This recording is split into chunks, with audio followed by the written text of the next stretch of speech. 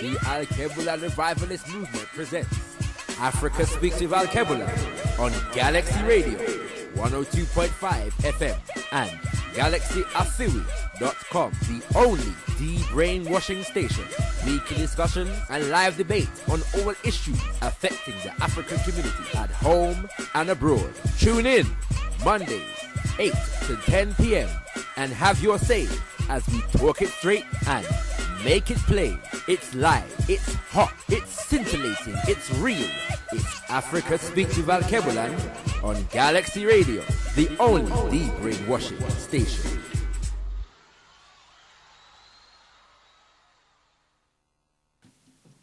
Tendai Mwari, thankful unto God.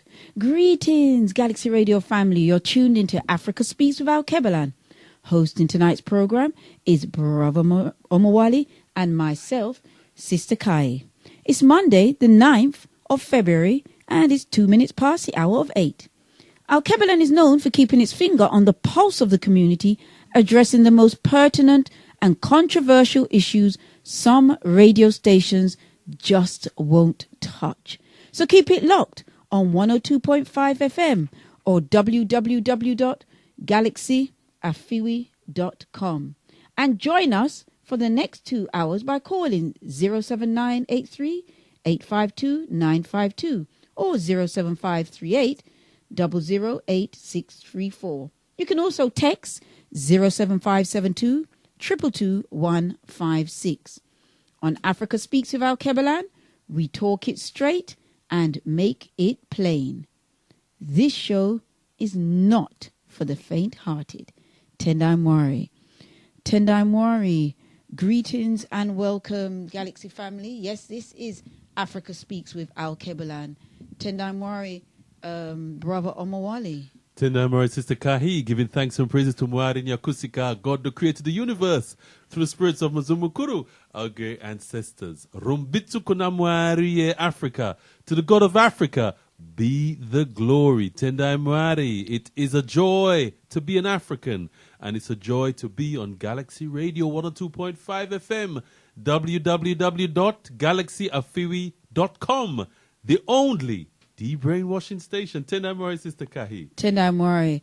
Well, Brother Omowale, we are, we're celebrating, we're honoring the life and the legacy this month of Omowale Malcolm X, your namesake. That's right, right. That's the reason why. Omowale means a child has returned, or the son has returned. That's right. That's the reason why I am who I am, in fact, because I was blessed to be looking for an African name. Because I had a European label at the time.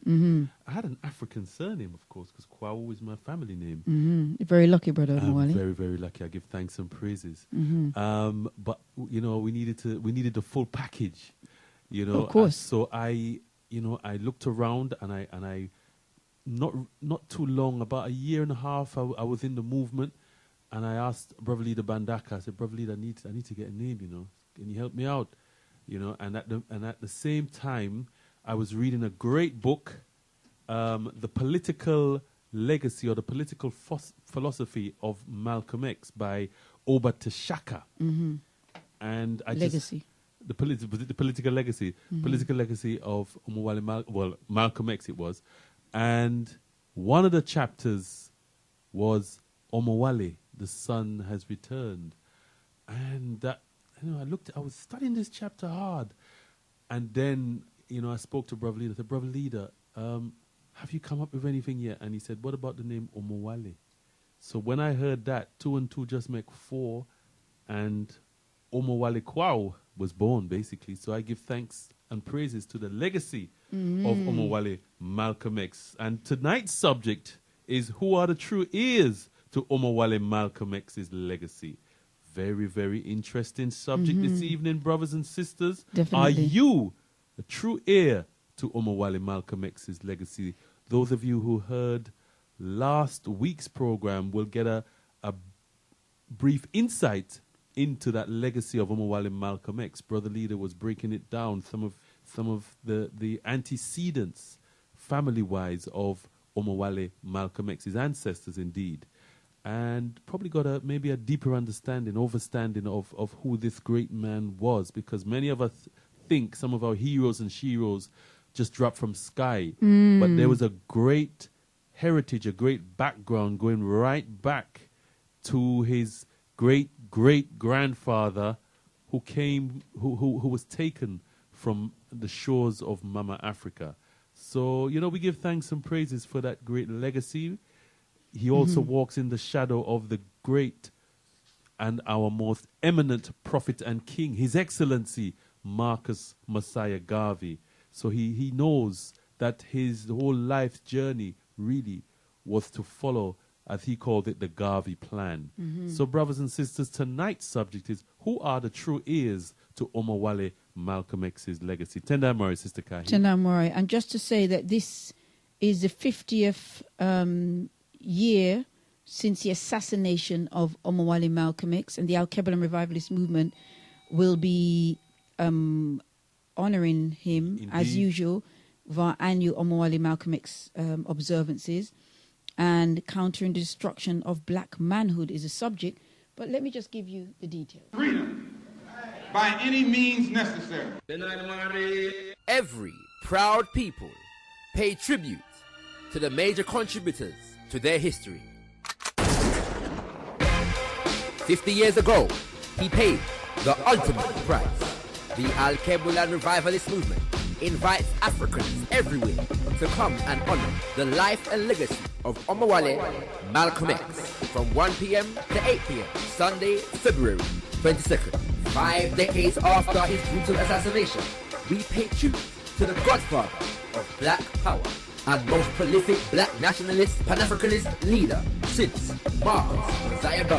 The observance include Omowale Malcolm X film show, special libation, edutainment from Shakara of Best Kept Secret, Soldier MC and the Soul Force Panthers, as well as a message on the theme countering the destruction of black manhood by Brother Leader Bandaka, spiritual leader of the Alkebu-Lan revivalist movement and UNIAACL ambassador for the UK. All of this takes place on Sunday, the 22nd of February 2015 at the Triangle Centre, 91 to 93 St Anne's Road, London, N15 6NU. From 1 p.m. to 8 p.m. Admission is free. Donations welcome. For information and store, call 07908 814 152 or www.alkebulan.org. Tribute to Omowale Malcolm X.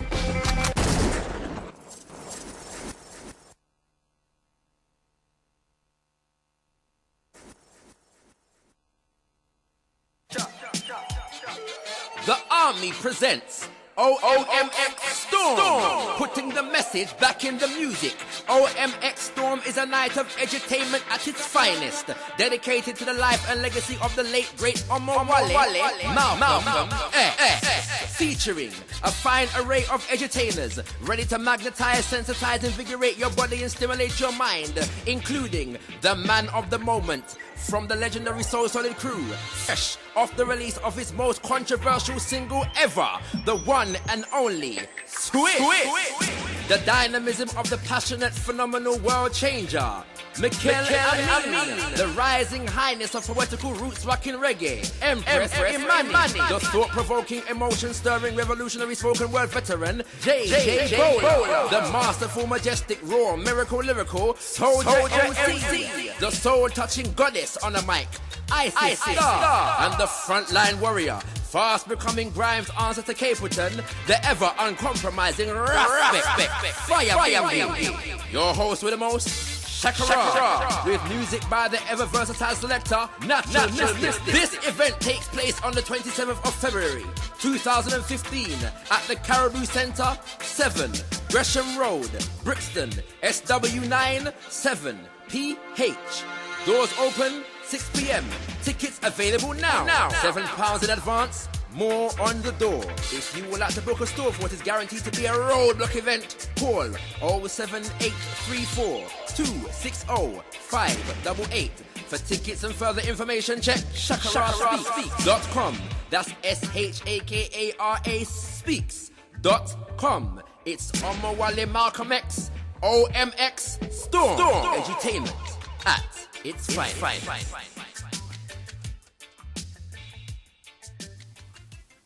Tonight, my brothers and sisters, yes, you're tuned to Africa Speaks with Alkebu-Lan and Alkebu-Lan even on Galaxy Radio 102.5 FM, www.galaxyafiwi.com, the only brain washing station. Looks like my brain is a bit off the pace to see.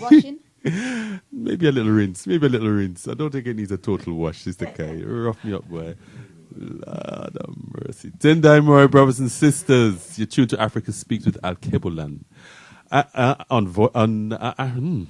Galaxy Radio 102.5 FM. I think I will take that offer up, Sister Guy. Who are the true heirs to Omowale Malcolm X's legacy? We're blessed to have with us in the studio, brothers and sisters, a resident guest and part of the fixtures and fittings of Africa Speaks with Alkebu-Lan, none other than the spiritual leader of the Alkebu-Lan revivalist movement, Brother Leader Mbandaka. Tendai Moai, Brother Leader. Tendai Moai, Brother Omowale. I've never been called fixtures and fittings before, but we'll give thanks and praises for recognition. Absolutely, my brother. That means you're sturdy, you're firm, you're consistent, resolute. It means all the great qualities in line with Omowale Malcolm X. I mean, what more tribute can you want, my brother? Fixtures and fittings is a way of encapsulating it. Don't you agree, Sister Kai? Laughing after Brother Leader. It means I'm forever giving thanks and praises for all mercies, great and small. Absolutely. And among those mercies, one of the most abundant is the life force, the spirit force of the man we call the eminent prophet and king, His Excellency Marcus Messiah Garvey. Papa Garvey, Garvey is right. Always on your mind, Brother Leader. But when He's always with us. When we talk about Omowale Malcolm X, we're evoking the spirit of the most eminent prophet and king, His Excellency Marcus. It's just natural. It just flows. Absolutely, we know that Papa Omowale Malcolm X is the spirit and mission child of the most eminent prophet and king, His Excellency Marcus Messiah Garvey. So, it's all good. Tendai Mwari. So let me just take this opportunity, Brother Mwari. Please do, my brother. Please. To bring greetings to you, to Sister Kahi, and to the entire Galaxy family, including the management and all the wonderful workers here in Galaxy, and of course to our treasured listeners. And as always, I bring greetings in the most precious, powerful, and bountiful name of our motherland, Alkebu-Lan, Mama Africa, in the sacred spirits of our most gracious ancestors, and in a prayer for oneness, hope, and prosperity for all African people upon the face of Mother Earth. Africa, to the God of Africa be the glory. As we say, it is a joy to be an African, and what a joy to be in service to the most important people on the planet, the sons and daughters of Africa, giving thanks and praises. Tendai Mari. Tendai, my brother.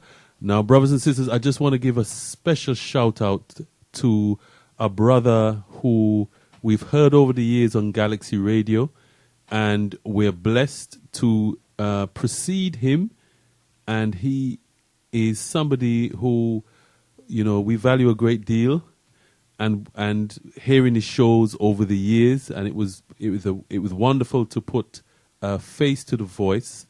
None other than the great SG Vibes, who is unwell at the moment and has been so for a couple of months now, and we pray and we ask Mwadi and Mzumukuru to bless his soul and to continue for his development, his speedy recovery. That's the word I was looking for. Yes, so we ask Mwadi and Mzumukuru to bless him and his family, to keep him going, keep him strong, brothers and sisters, because he's an integral part of this powerful institution known as Galaxy Radio 102.5 FM, www.galaxyafiwi.com. Tendai Mwari. We send our brother healing vibes, healing meditation. And we say, Mwari mupe yuo jikumborero, Mwari mupe yuo masimba. We send the blessings of the Creator. We send the blessings of the Creator, and we pray for strength. We pray for strength, that our brother, his bones and his limbs and his spirit and his mind will return to full health and to full strength. And we ask that everyone who is listening in at this time to send your healing meditations to our brother, so that he will soon return to us in service here on Galaxy Radio. The brother has such a beautiful spirit. Yes. You know, that I Very, think very warm. that spirit in itself, Gentle spirit, yeah. of course, that spirit in itself is a healing force. And I think that spirit in itself will purify his body and restore it to good health. So no worries, you know, just blessing, just positive meditations, brothers and sisters. Tendai Mwari. Tendai Mwari, my brother. Our subject matter this evening, brothers and sisters, for those of you who may just have come in, is who are the true heirs to Omowale Malcolm X's legacy? We have a couple of very special guests. One you've just heard from, Brother Leader Mbandaka. Another is Brother Kwende Ukaidi, who you will be hearing about or hearing from shortly. Our brother is based in Birmingham. We will be connecting with him shortly. Oh, we're linking with Birmingham again this week, my brother. Indeed, indeed. It looks like the legacy of Malcolm X is very rooted and grounded in Birmingham. That's good. That's indeed. Wonderful. Tendai Mwari. Tendai Mwari. As we continue to honor the life and legacy of Papa Omowale Malcolm X, it has to be stated that the meaning and location of the legacy remains a source of contention. For some, the enduring narrative is one of transformation, typified by his change away from separatism when he left the Nation of Islam and his interactions with the likes of the Militant, Labour Forum and Fidel Castro. Yet when asked about his so-called change, he replied, "How in the world can a white man expect a black man to change before he has changed? How do you expect us to change when the cause that made us as we are has not been removed?" "You got the wrong man," he said. Nevertheless, the so-called change narrative does persist, but commentators such as Shawna Maglangbayan in her book Garvey, Lumumba and Malcolm, Black Nationalist-Separatists, posit that this is by deliberate design. She states, "As surely as Marcus Garvey, Patrice Lumumba and Malcolm X were lynched yesterday, they are being lynched today for a second time. Yesterday, the white man destroyed Garvey, Lumumba and Malcolm bodily. Today, he is trying to destroy them ideologically by deforming and commercializing their political thought.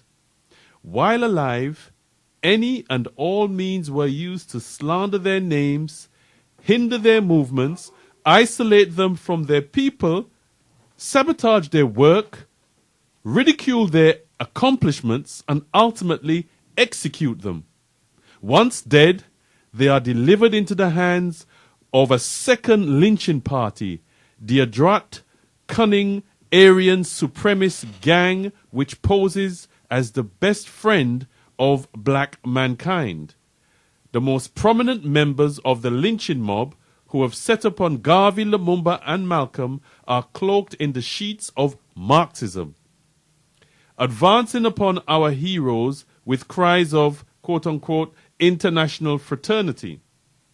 Interestingly, many of Omowale Malcolm X's speeches are published by Pathfinder Press, a US-based Trotskyist organization that once sued African author Abdul Akalimat for quoting Malcolm X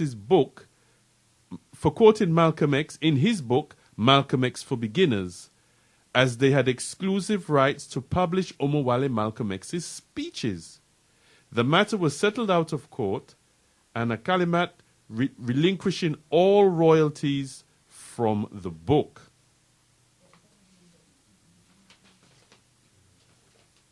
There is also an emerging trend within elements of Muslim orthodoxy to utilize the image of Omowale Malcolm X in the service of Islamic proselytizing. Indeed, Papa Omowale did leave the Nation of Islam and embrace Sunni Islam, a legacy that was continued by his wife, children and grandchildren. However, after having done this, he declared that religion is his or his religion even, is his personal business, and that we should keep our religion in the closet, while at the same time asserting, so today, though Islam is my religious philosophy, my political, economical, and social philosophy is black nationalism. In fact, I'm a black nationalist freedom fighter. It was this capacity to make it plain, as he always said, that ensured that the most immediate recipients of Omowale Malcolm X's legacy, the young organizers of the Black Power movement. So, brothers and sisters, we asked the question this evening, who are the true heirs to Omowale Malcolm X's legacy? Will you be attending Omowale Malcolm X observance on the 22nd? Has there been an attempt to lynch Omowale Malcolm X for a second time? Did Omowale Malcolm X post-NOI activities locate him in the political left? Do members of that faith not have a right to lay claim to Omowale Malcolm X, given his conversion to Sunni Islam? Can all these different elements legitimately lay claim to Omowale Malcolm X's legacy? The numbers to call in on, brothers and sisters, are 07 538 005 634. That's 07 538 005 634. You can also call in on 07 983 852 952. Our text line is 07 572 222 156. Tendai Mwari. Brothers and sisters, we're blessed to have with us our special guest this evening, Brother Kwende Ukaidi. Brother Kwende is an African-centered spiritual and cultural practitioner. He's an educator and organizer, author, and musician. He is the founder and leading light of the Universal Royal African Nation. He is at the helm of the cultural institution Yemanja and is the author of a number of publications, including the forthright book From Ajar to Omowale, The Spiritual and Garveyite Journey of Malcolm X. He has officiated a number of important spiritual ceremonies and is a committed advocate of the Universal Royal African Spirituality in its mission to drive for African liberty and nationhood. Tendai Mwari, greetings and welcome to Africa Speaks with Alkebu-Lan, Brother Kwende. Greetings and very warm thanks and solicitations really for inviting me on the station, and greetings to all the Galaxy family and the Galaxy listeners out there, and to indeed the Alkebu-Lan family. Tendai Mwari, greetings. Greetings. Tendai Mwari. Right, my brother. Now, our main subject, our main question even to our community is, who are the true heirs to Omowale Malcolm X's legacy? Now, I'm sure you're aware that many people are trying to claim this particular legacy. In our summary, I don't know if you heard it, there are people, like, for example, Pathfinder, who have control over Omowale Malcolm X's speeches. So, in your opinion, my brother, who are the true heirs to Omowale Malcolm X's legacy? Well, greetings. I unfortunately didn't get the discourse. I've only just come into the discussion now, so I haven't been aware of what has been said already. But in light of the question, the main thrust of this we have to look at in terms of Omowale Malcolm X's great and forthright legacy that started way before anything that occurred even during his own particular lifetime. And as was highlighted in the title of the text that I had produced, it's a journey that starts with the fight for freedom from his earliest known antecedent, who is known by the name Aja. Aja was a rebellious African, and Aja was taken from the soil of Africa, the Malinka people to be precise, and he was brought into the area of South Carolina in the US. From he landed in that particular part of the diaspora, Aja was fervently fighting against the imposition of enslavement and the brutal treatment of our people.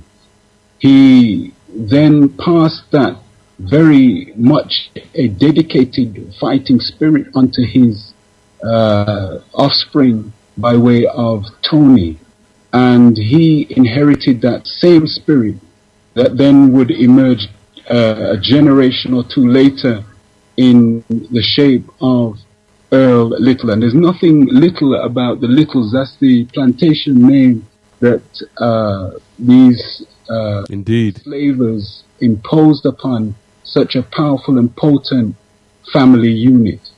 And having had that as a backdrop, we then see that Earl and Louise, the mother of Omowale Malcolm X, taking on that fight for freedom in the form of very, very forthright activity and senior activity within what is informally called the Garvey movement, headed up by the most supreme visionary Marcus Messiah Garvey. And they took on the mantle to help free and organize our people into nationhood, liberty in the context of race first, self-reliance, and nationhood. So the seeds for Omowale Malcolm X were firmly sown from even before he was able to emerge in the physical sense. The spirit of liberty transcends time and space, and he inherited that once he had emerged as a living soul. Having emerged as a living soul with that very powerful genealogical connection and spiritual force that came through him, he was able to imbibe that and emanate that onto the world in such a magnificent form. And he was able to harness that powerful spirit for liberty in such a way that it transformed what was a very small and burgeoning movement, and we might say even very senior and wavering movement that had been started by one Elijah Poole, who had cut his teeth in the fight for liberty within the same Garvey movement that Malcolm had been raised in as a child. So having left that particular fold, Elijah Poole became Elijah Muhammad, and he started the Nation of Islam, which Malcolm then later joined because that was a home from home for him. And having done that, he then transforms that particular group, that particular unit, into one of international and national significance. And the reason why that was able to be made manifest unto the world was because of his forthright and very committed, integrity-filled, mission-compelling drive to free African people from the clutches of enslavement, subjugation, and brutality. So Malcolm X's journey, Omowale Malcolm X's journey, was one that was rooted in the African spirit for liberty, justice, and freedom. And he lived his life that way. He never strayed from that path, and his legacy still remains with us in that same light to this very day. So this has nothing to do with any of the descendants of the plantation owners that may happen to carve out some publication unit for themselves to hijack his legacy, hijack his very powerful and forthright mission to suit their own endeavors. This has everything to do with the fight for liberty, freedom, and nationhood in the African context. Tendai, my brother, give thanks and praises for your response there. So clearly, I mean, you spoke about various different characteristics, like his integrity in order to fight for the liberation of African people. So clearly, then we're talking about the true heirs being the people of African heritage. Yeah. Absolutely right, and there is no denying that. There is no derailing or even subverting the notion that he lived his life purposely, committedly for the liberty of African people exclusively. Right. So why then do you think that so many people have sort of latched on to that legacy?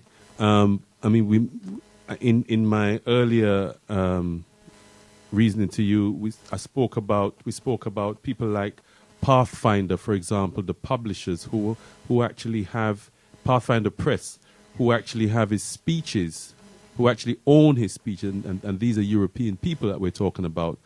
We have many of the Orthodox Muslims who also claim his legacy. In fact, there are even groups over here now, Orthodox Muslim organizations over here, who have, very, very high, high-ranking events using the legacy of Omowale Malcolm X, even bringing over relatives, even the children of Omowale Malcolm X. So therefore, a lot of people seem to have latched on to the legacy. How do you basically see the reason? What reason do you see behind that happening?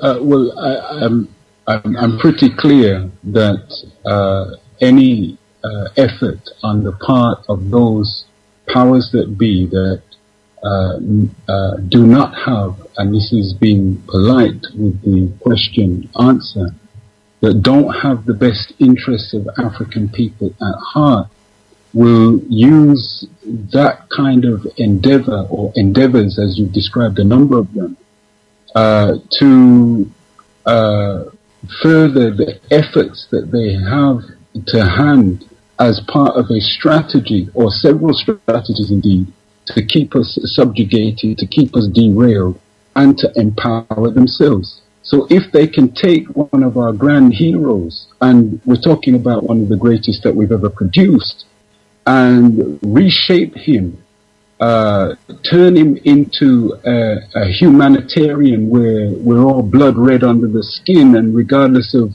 what racial makeup we have, that we are all one human family, and there is no need then to fight for the specific interests of the most subjugated people on the planet, being African people, then they will do whatever it is they will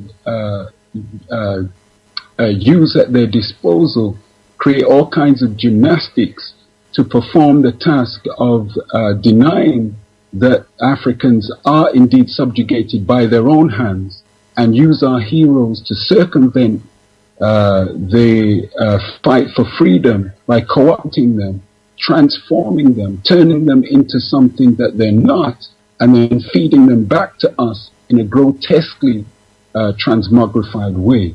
So that really is something that has been played out time and time and again, and it's not actually exclusive or unique to the life and legacy of Omowale Malcolm X. They've meted out that same strategy to a plethora of our great heroes and sheroes, for that matter, in order to further the efforts, or even you might say the legacy of plantation subjugation. Indeed. As a bookseller, I mean, trying to bring the legacy to our people, particularly our young people, how does it feel having to go through people like Pathfinder, who, as you put it mildly, don't have the best interests of our people at heart? Okay, well, I just to be clear, I'm not so much in the realm of bookselling. Okay. and the institution Yemanja has been through a process of transformation itself, right, to become more of a spiritual, cultural institution of growth, development, and learning. So I see. there's not so much by way of book selling. However, given the experience of book trading and even book production, people like Pathfinder and many of the others, there are so many out there that will use the legacies of great ones because they are so popular amongst us, and because they mean, the symbol of these people means so much to the African experience. They will do whatever they can to hijack that and make as much money as they can from it, which we will never see.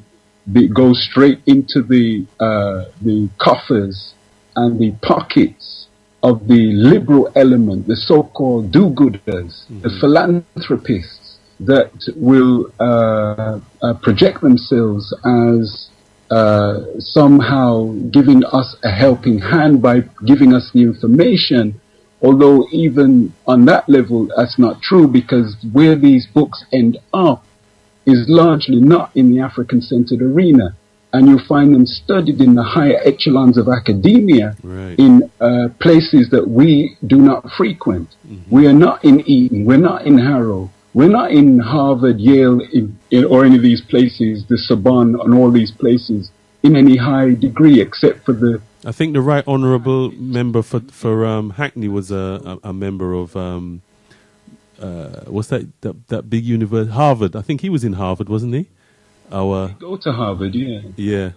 He did go to Harvard. He did go to Harvard, yeah. So he was one of the privileged ones. Yeah, Haringey. Haringey, yeah. Oh, sorry, not Hackney, Haringey, yeah. Sorry, my brother. Yeah. Can I just ask you, in that regard then, how do you see our people who actually engage, because there are a lot of our people who engage with our people from the so-called left in order to validate this material, and actually, really sort of foster it on our people as the right sort of material?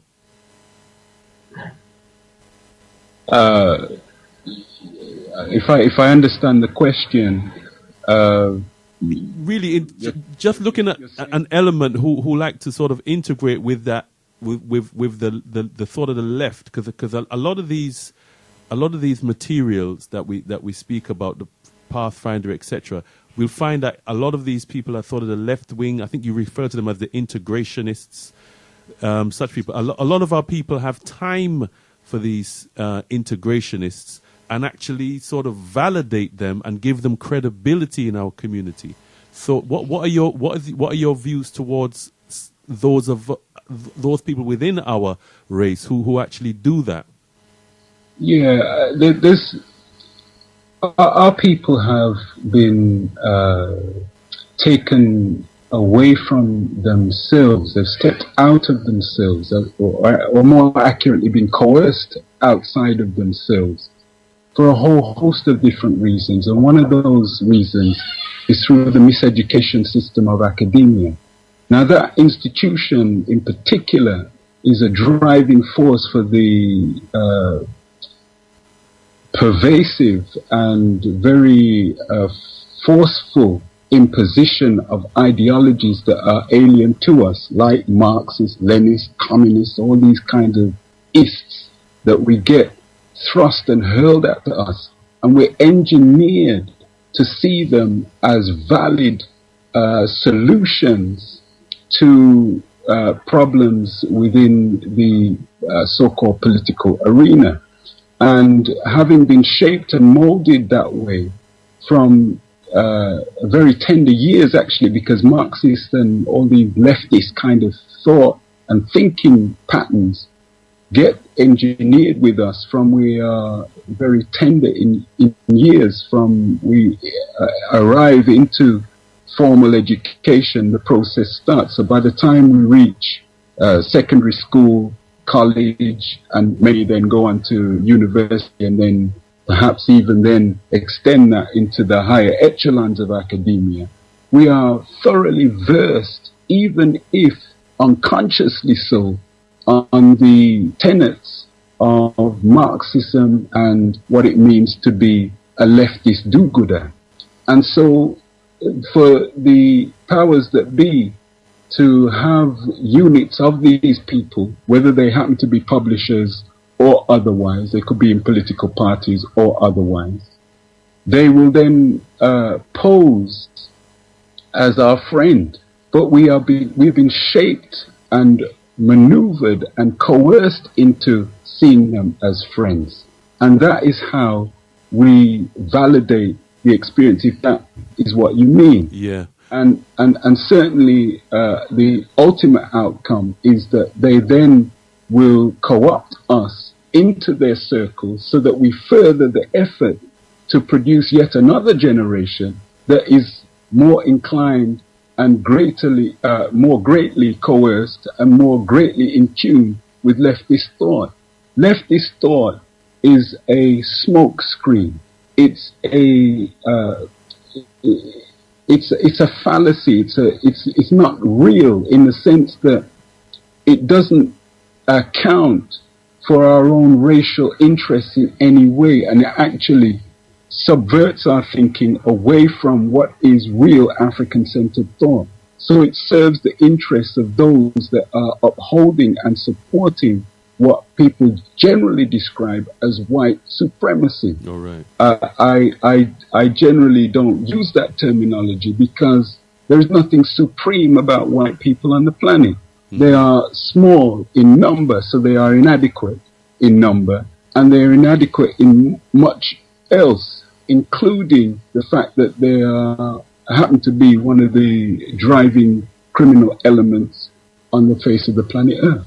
I understand where you're coming from, but we speak about the myth of white supremacy that is basically propagated on our people, and which is manifesting itself predominantly amongst our people, and obviously that arrogance, is something that they will certainly mete out to our people. Yeah. I think that's the context in which most people sort of. I like the terminology. The myth of white supremacy is something that again it's actually part of the same engineering that you get leftist thought. So we're schooled and religiously so as too. Don't think that I'm just picking out one particular strand or one particular institution. It's all pervasive, including religious philosophy, modern religious doctrine, whichever shape it comes in, is also subject to being an engineering factor in our thinking, and totally derailing us from our true selves. So I'm in no way going to support or uphold the notion that somehow we can ascend through seeing another group of people that intend to subjugate us as supreme or as our saviors or as solution providers, when indeed they create the whole set of problems we're in the first place, and then pose as the help, pose as the solution providers, pose as our friend, and smile in our face and pose as our God, even committing genocide in a grand scale, both nationally and internationally, in every sphere of life. Absolutely. Tendai Mari. Now, just on the leftist perspective, also that leftist position has also been fostered on the legacy of Omowale Malcolm X himself, i.e., he was an integrationist. He was, basically a Muslim, what's the word? Expansionists even.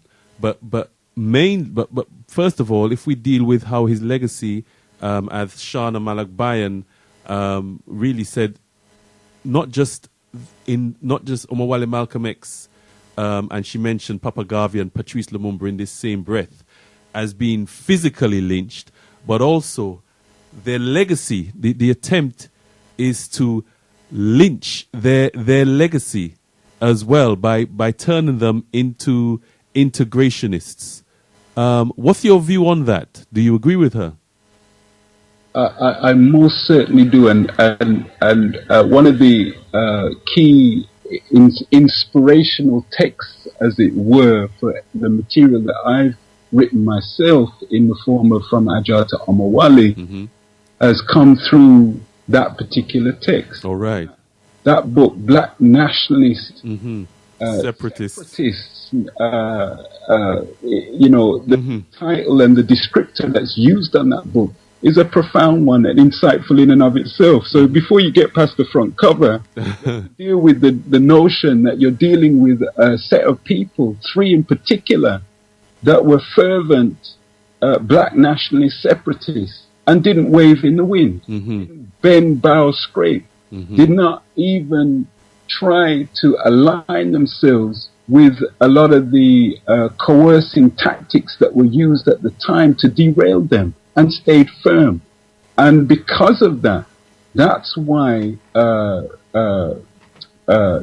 supreme visionary Marcus Messiah Garvey had the trigger pulled on him, and it wasn't fatal because it only grazed his head. But that is the same reason why the trigger was pulled on Malcolm, and that is the same reason why they slaughtered Patrice Lumumba.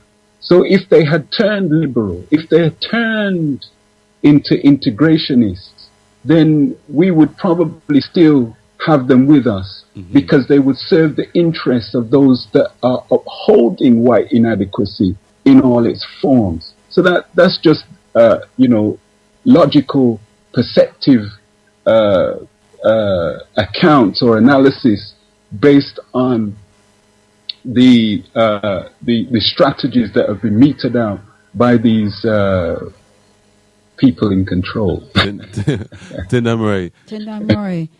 Greetings, Brother Kwende, Sister Kai. Now, Brother Kwende, I'm sure there are listeners listening in today, and they're probably thinking, well, that's fine that Brother Kwende feels that Omowale lived his life in pursuit of African liberation as a black nationalist freedom fighter and so forth. But do you feel members of the faith that he belonged to, Islam, do you feel that they may not have the right to lay claim to Omowale Malcolm X given his conversion to Sunni Islam? Yeah, the whole notion of religion and religious doctrine, I think we've got to take a little bit of a step back before we enter the arena of discussing the Sunni part of that experience. In that, we're talking about people, and this speaks to a whole range of people, although we're dealing with specifically the life of the great hero Omowale Malcolm X. But looking at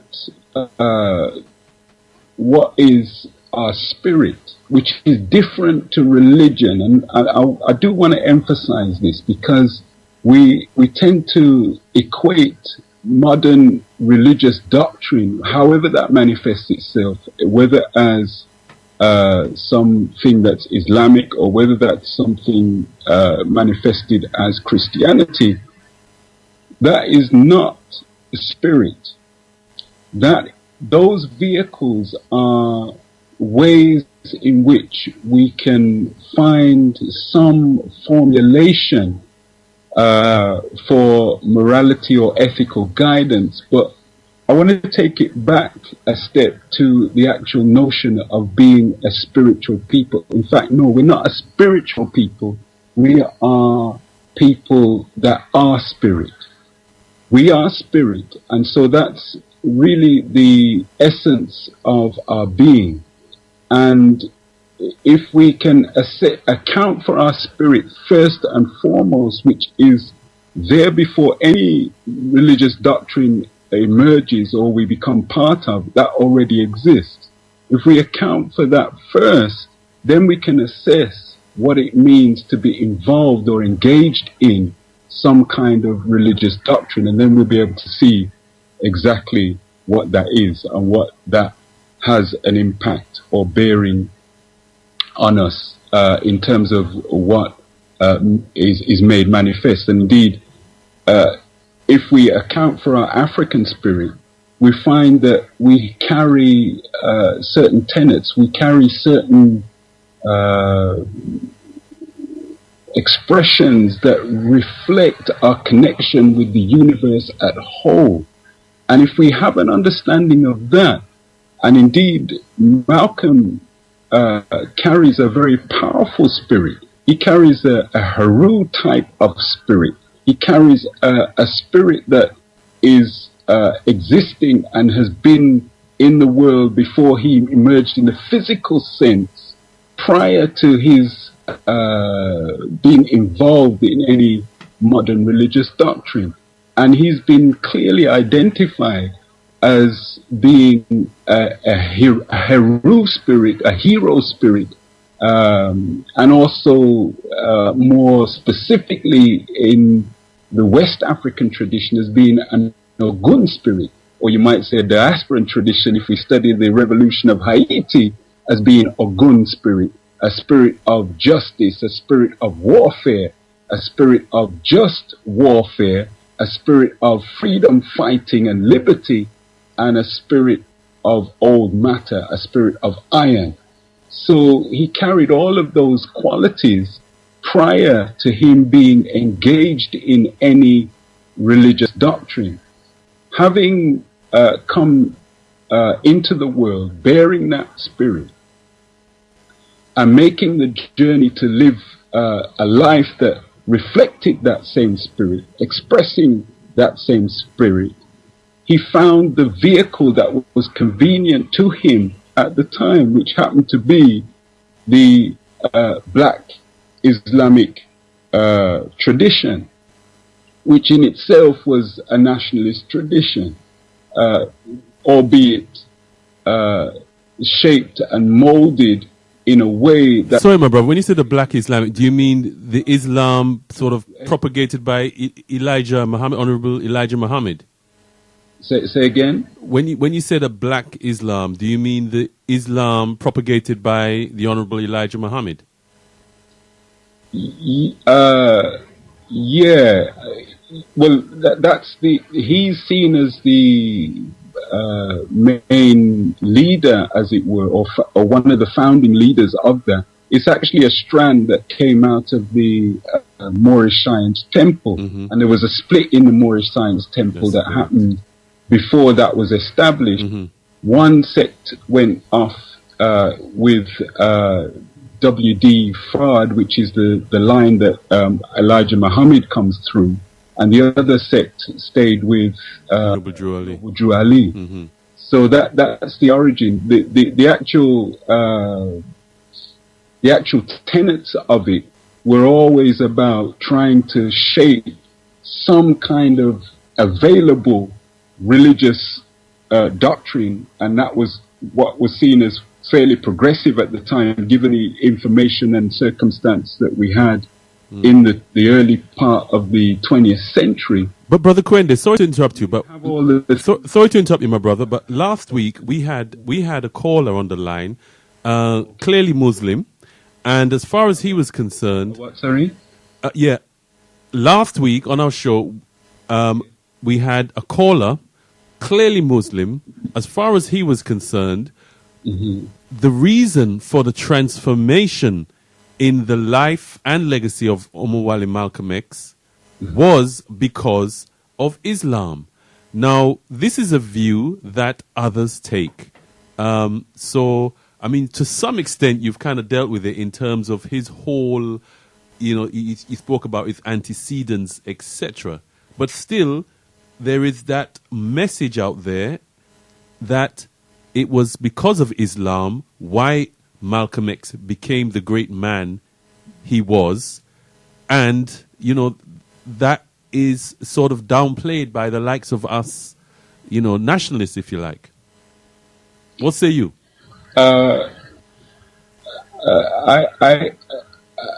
I'm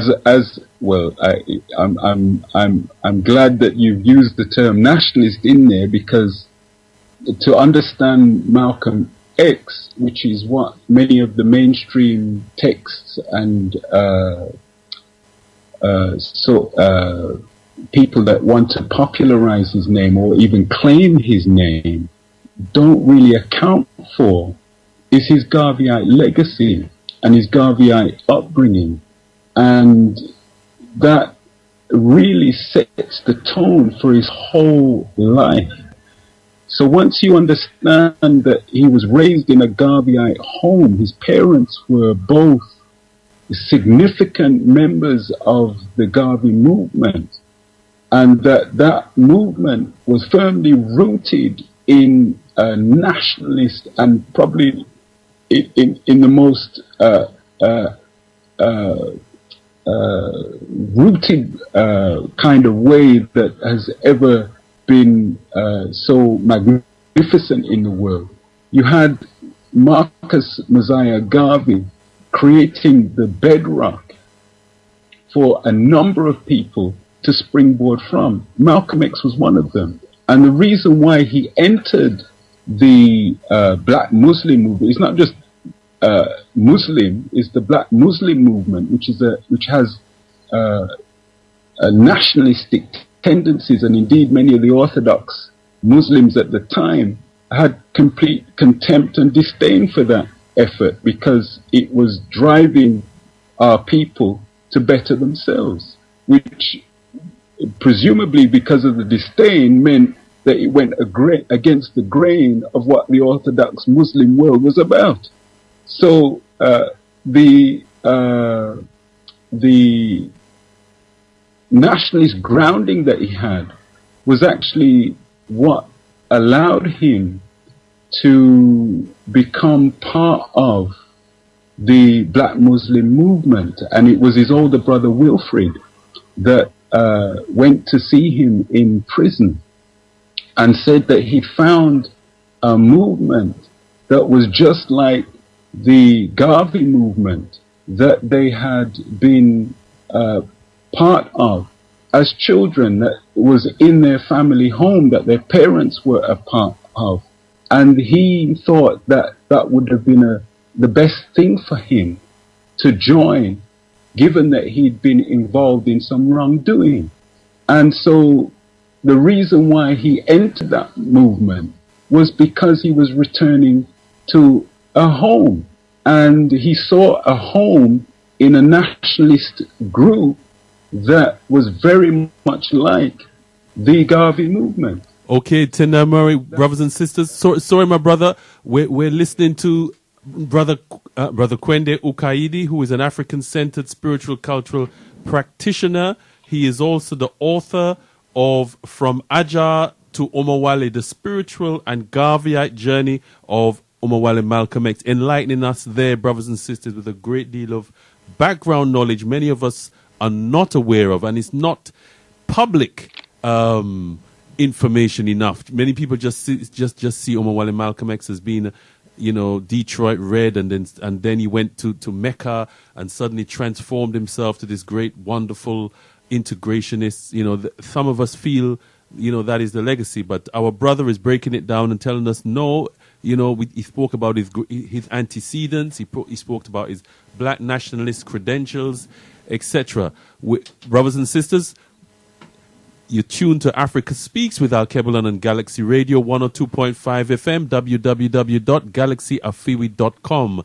The hotlines are 07538 005634, 07983 852 952, or the text line is 07572 222 156. The lines are closed at the moment, brothers and sisters. We will open the lines shortly. Tendai Mwadi.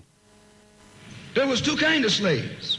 There was the house Negro and the field Negro. The house Negro, they lived in the house with master. They dressed pretty good. They ate good because they ate his food, what he left. They lived in the attic or the basement, but still they lived near their master. And they loved their master more than the master loved himself.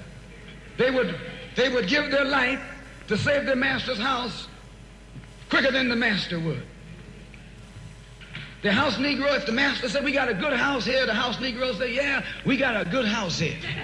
Whenever the master said we, he said we. That's how you can tell a house Negro.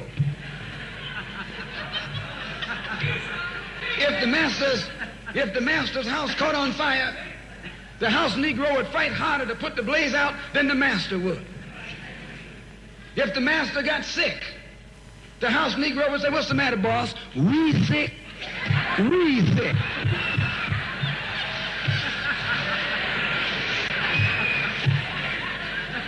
He identified himself with his master more than his master identified with himself.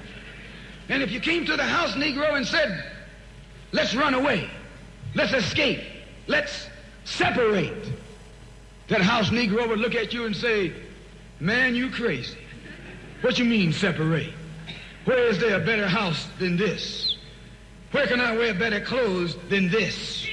Where can I eat better food than this? That was that house Negro. In those days, he was called a house nigger. And that's what we call him today, because we still got some house niggers running around here.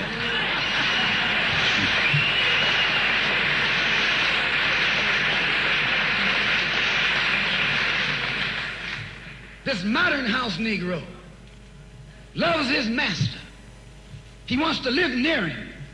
He'll pay 3 times as much as the house is worth just to live near his master. And then brag about, I'm the only Negro out here.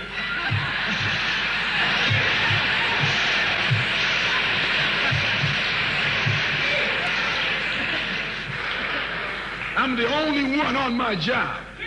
I'm the only one in this school. You're nothing but a house Negro.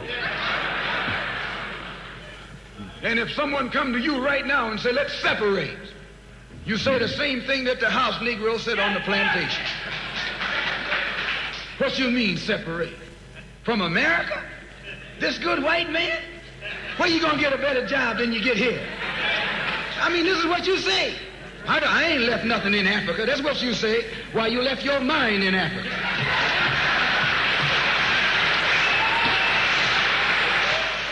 Tonight, my brothers and sisters, you're tuned to Africa Speaks with Alkebu-Lan on Galaxy Radio 102.5 FM, www.galaxyfreeway.com, the only de-brainwashing station. Omowale Malcolm X, you left your mind in Africa. Wow. Tendai Mwari. This is the only de-brainwashing station, and we have been speaking to Brother Kwende Ukaidi. He's based in Birmingham. He's from an African-centered cultural organization called the Universal Royal African Nation. He's an author of the book From Ajar to Omowale. We've just lost him for a little bit. Hopefully we're gonna re-engage. Spiritual and Garveyite journey of Omowale Malcolm X, to give it the full title. Okay, Tendai Mwari. Brother Leader Bandaka, I mean, I'm sure you've been listening to Brother Kwende earlier. Clearly, there are people out there who seem to want to deny or to vilify or even to turn Omowale Malcolm X into a Muslim expansionist, a protagonist. Well, obviously he was a protagonist, but he wasn't. Was he a Muslim expansionist? Was he an integrationist? That seems to be the line that is propagated out there about Omowale Malcolm X. Tendai Mwari. One of the great things about the legacy of the eminent prophet and King Omowale Malcolm X is that he has left such an abundance of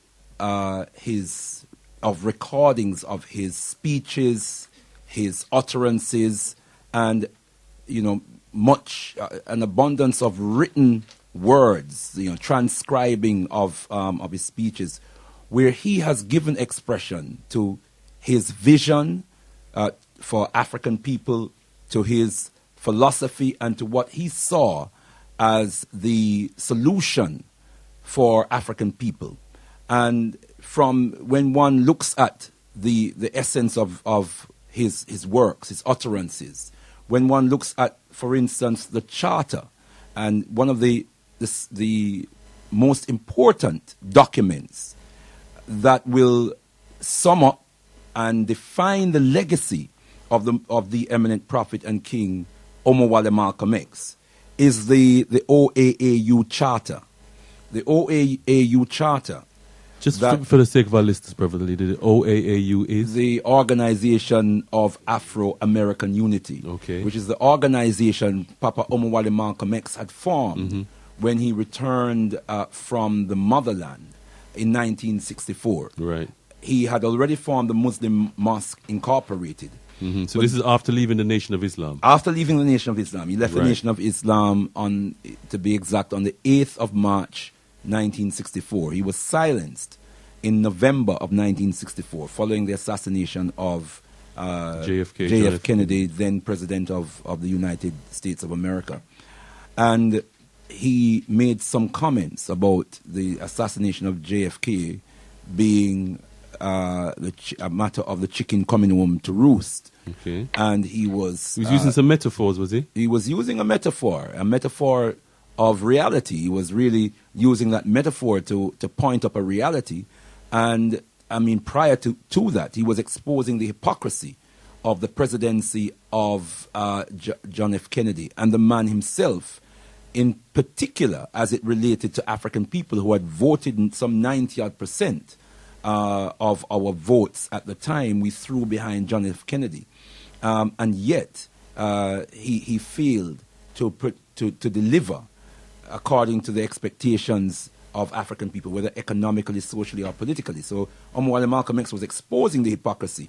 While so many African people were in love with John F. Kennedy, he was exposing the hypocrisy of John F. Kennedy. So when he got shot, Papa Omowale Malcolm X was really highlighting the fact that this is the violence of the United States of America towards African people that was still very rampant under the presidency of John F. Kennedy, that John F. Kennedy himself had become a victim of. Right.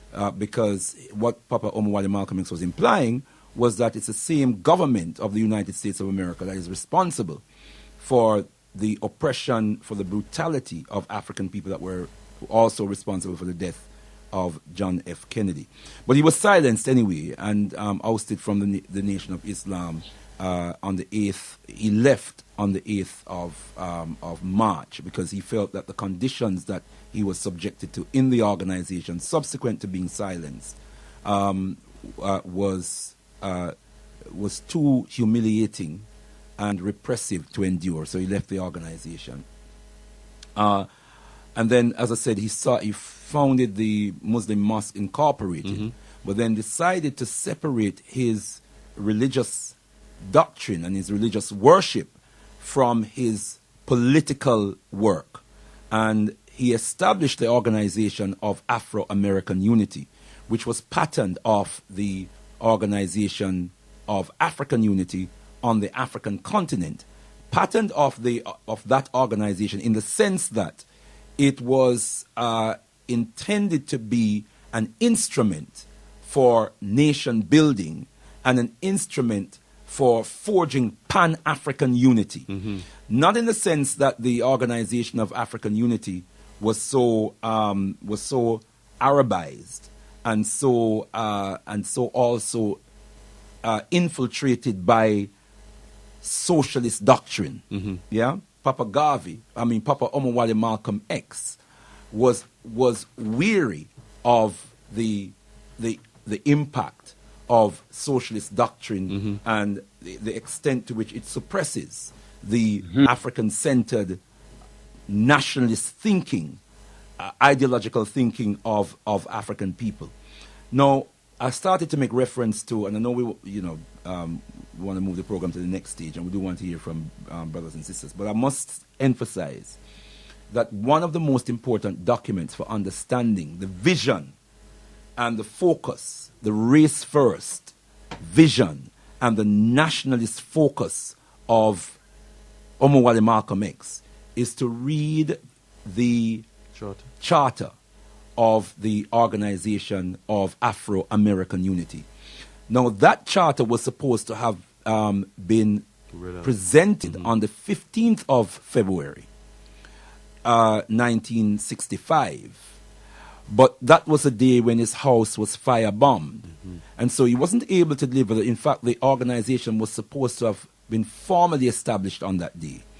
And so it was postponed to the following week. Now, I want us to understand break it down, the strength, the tenacity, the forthrightness, the courage of a man who faced assassination on the 15th of February. His house is firebombed now. He had to, protect his family, his wife and his 4 children, his pregnant wife, pregnant with twins and 4 children, and take them out of the house, out of a burning house to safety, and hold a gun until his security team could arrive to secure him. And yet, in fact, the next day he went and did a message to our community. But 7 days later, he's ready again to present a charter for the empowerment and the liberation of our people. Just think about the caliber of human being that we had in an Omowale Malcolm X, that man who stood up and lived his life and gave his life so we could have a better life. That man who stood up in that Audubon ballroom and wasn't able to deliver this charter on that day, because that was the day that he took 16 bullets for the liberation of African people. But I just want to just touch on just a couple of lines within the charter. The charter itself. Go ahead, my brother. Go ahead. Brothers and sisters, and this can be sourced on the net, by the way. So brothers and sisters can get a clear sense of the ideology and the thrust of the nationalist, race-first, Pan-Africanist thrust of Papa Omowale Malcolm X. Tendai Mwari. It says, we Afro-Americans, and there was only one people we can call them in America who was called Afro-Americans. But it doesn't stop there. We Afro-American people, he was moving us. Because he already told us we're no kind of American. But it's where our people were at the time. We were answering to the name Negro. Right. And so he was moving us from Negro to black and to Afro, which alluded to our African origin, but tagging on the American because many of our people are associated with America. You lose too much people. You lose too many. They just wouldn't listen. Yeah. So he called us Afro-American. But he said, we Afro-American people who originated in Africa. He's being specific here. Let me say it again.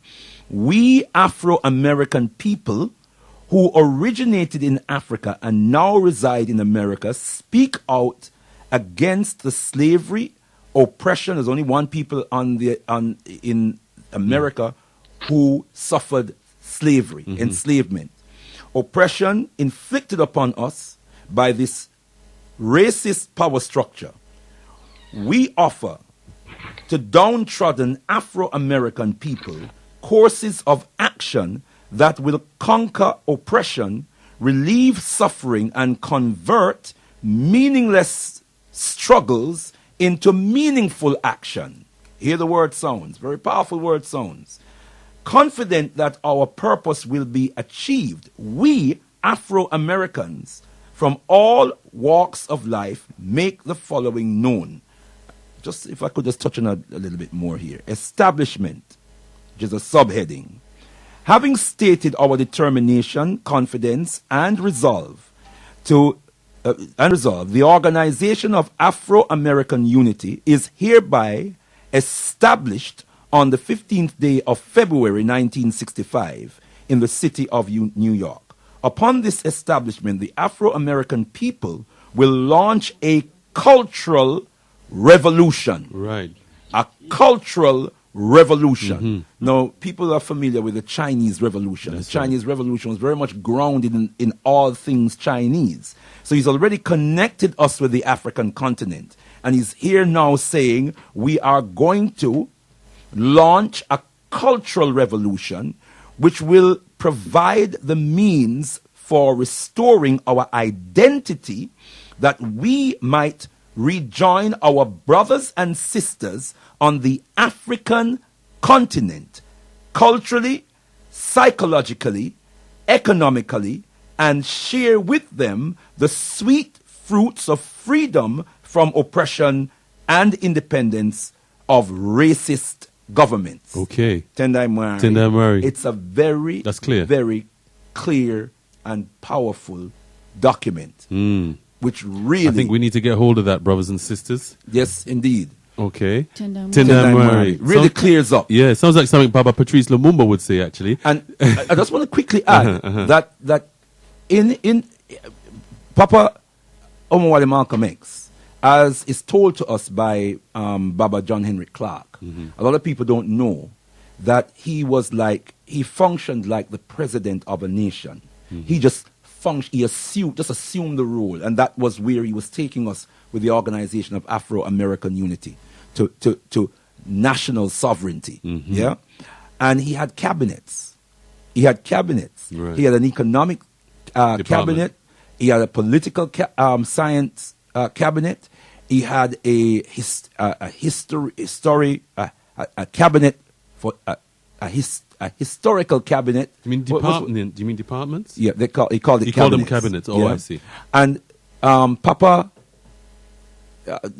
John Henry Clark informs us that he was part of Papa Omowale Malcolm X's history cabinet. Right, not surprising. He and Baba Yosef Ben Yochanan. Now, anybody who knows anything about the politics and the ideologies of these two great grand master teachers who served us for so many years. Absolutely. Of course, Baba Yosef Ben Yochanan is with us in the flesh at age 97, not in the best of health, but he's with us on the physical plane, will know that the guidance that they were giving to Papa Omowale Malcolm X is a guidance of restoring an African-centered, an authentic African-centered consciousness, and that is where he was moving us to as a people. He was not moving us to embrace or submit or be converted to Islam.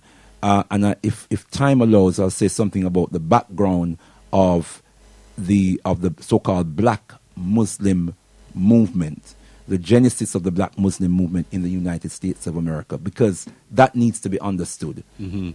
Tendai, give thanks, Brother Leader. We're just listening to Brother Leader Bandaka. We were also listening earlier on to Brother Kwende Ukaidi, whose book is called From Ajar to Omowale, The Spiritual and Garveyite Journey of Malcolm X. I don't know if we lost Brother Kwende. I don't know if he's back. Tendai, Brother Kwende? Can you hear me? Yes, we can hear you now. We lost you for a little while there. We were trying to interact with you. Tendai Mwari. Brother Kwende, I just want to take this opportunity to greet you, my beloved brother. Brother Leader Bandaka here. It's a pleasure to be in good company, and I think the word, the descriptor used was the Pan-African nationalist of companies. So that's a powerful testament to the life and legacy of the great, magnificent Omowale Malcolm X. Tendai, brothers, we have some callers on the line. The lines are now open, brothers and sisters. Who is the caller? Tendai, no, we have some text. Oh, apologies. Sorry, Sister Kai. Text. Call sorry. out the text line is 07572 222 156. That's 07572 222 156. And the line's now open, so we call the line. And the hotlines are now open also.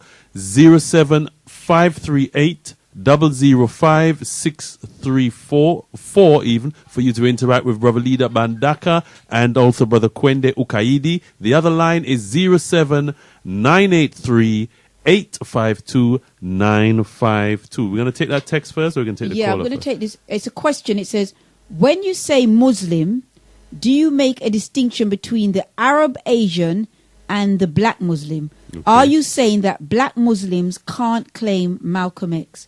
Brother Kwende, do you want to answer that? Okay, but we want to take the caller before, or you wanted to answer? Okay. Brother Kwende, did you get the question from Sister Kai? I got part of it. I think it's around black Muslim stroke. Yeah. Are you saying black Muslims can't claim Malcolm X? Can black Muslims claim Malcolm X? Yeah. Are you saying black Muslims cannot claim claim even Malcolm X? Okay. the claiming of Omowale Malcolm X has very little to do with religious doctrine. The claiming of Malcolm has to do with our fight for liberty and freedom, nation building. And if we are claiming him, then it's really a check to find out, it's almost a test of ourselves to see how close we are in that endeavor to fighting for freedom, fighting for liberty. So it's not about the doctrine itself, it's about the purpose, the mission of the man. And if we are claiming him, then that is really saying we are claiming the best of our effort towards that endeavor, not our inclination or our mission in terms of religious doctrine. All right, my brother. Right, we have a caller on the line, but before we put the call, a quick point, brother leader, very, very quick point. Yes, Tenai Mwari, just in the question of whether black Muslims can claim Omowale Malcolm X. Black Muslims do not have to claim Omowale Malcolm. African people don't have to claim Omowale Malcolm X. He is ours. It was us that he died for. He claimed the responsibility for leading a liberation fight for African people. Unless they're politically black. Sorry. Well, no, we're talking about African people. All right, we just read the words of the... I know, but... The OAAU I'm talking about the question. Okay. We're talking about people of African heritage. Okay. Brother Bob, how would you like to join the discussion? Good evening. The question this evening, Brother Bob, is who are the true heirs to Omowale Malcolm X's legacy? Go ahead. Who are the true heirs to Brother Omowale Malcolm X? Who are the true heirs? Yes, go ahead.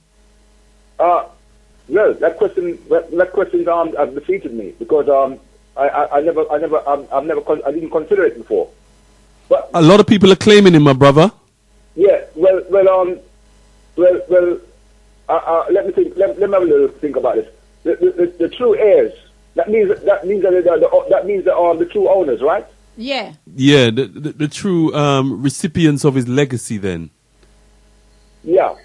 The true recipients of his legacy would be the people who indulge in his teachings, in his philosophy, in his thoughts, and try to act or behave accordingly. Mm-hmm.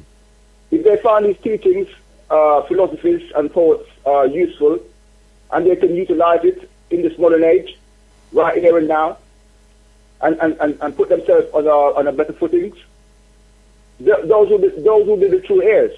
Right. Okay, so Brother Bob, are you saying? Can I just just qualify? If you could just qualify this, are you saying it doesn't matter who they are or whichever race they belong to?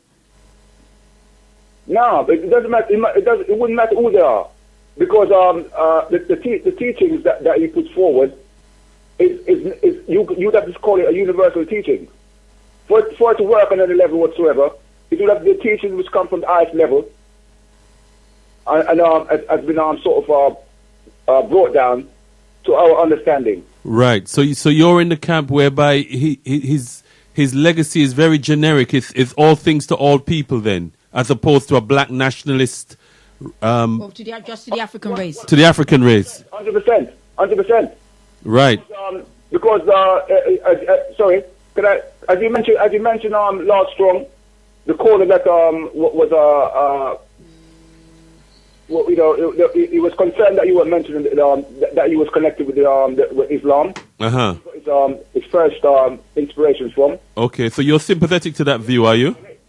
So basically, what I'm trying to say to you is that the inspiration comes from a place that you and I are not really familiar with.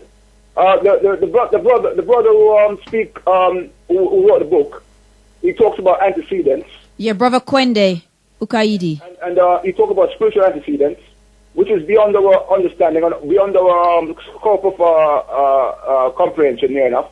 But it has been brought down by prophets. You call Omowale Malcolm as a prophet, which is up to you to do that.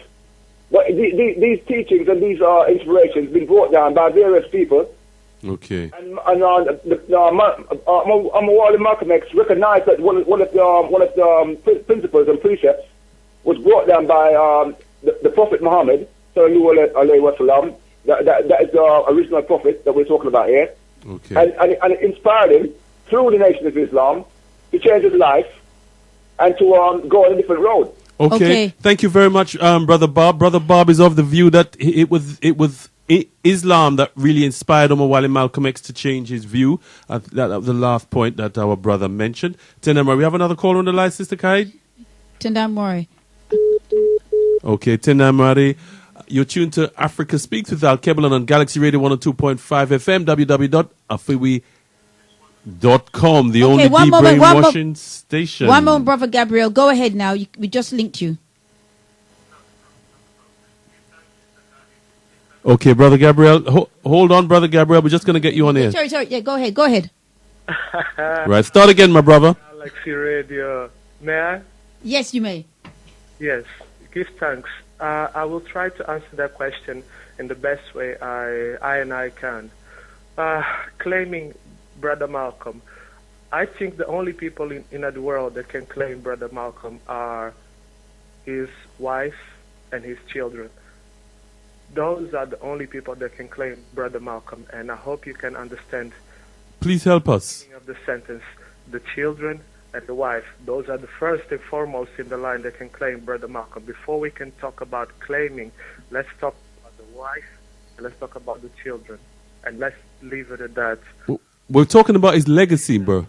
Brother Malcolm has been my guardian angel in my house for the last 10 years. He looks over my window that looks over the street, and he protects I and I with his choice and with his sentence that says, liberate ourselves by any means necessary. Okay, give thanks.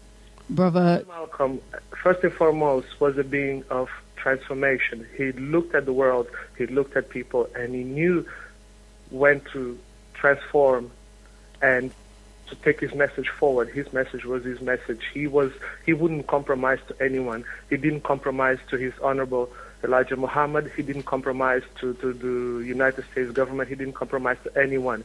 His own message was his own message. That's the best thing about Brother Malcolm. He's like the Rasta man say, I and I. He sent the message, and this message came from him. Okay. You know? So you think that legacy was just for us, my brother? Not much I can add to that. I just and just for his family, rather? Marcus Mosiah Garvey. Okay. I want to give thanks and praises to His Imperial Majesty. Thanks and praises to Brother Malcolm X. May his legacy move on forward, and may we be next year talking about the same subject over and over again, and to the next decade, because some things are worth remembering, some things are worth acting upon it, and that is it.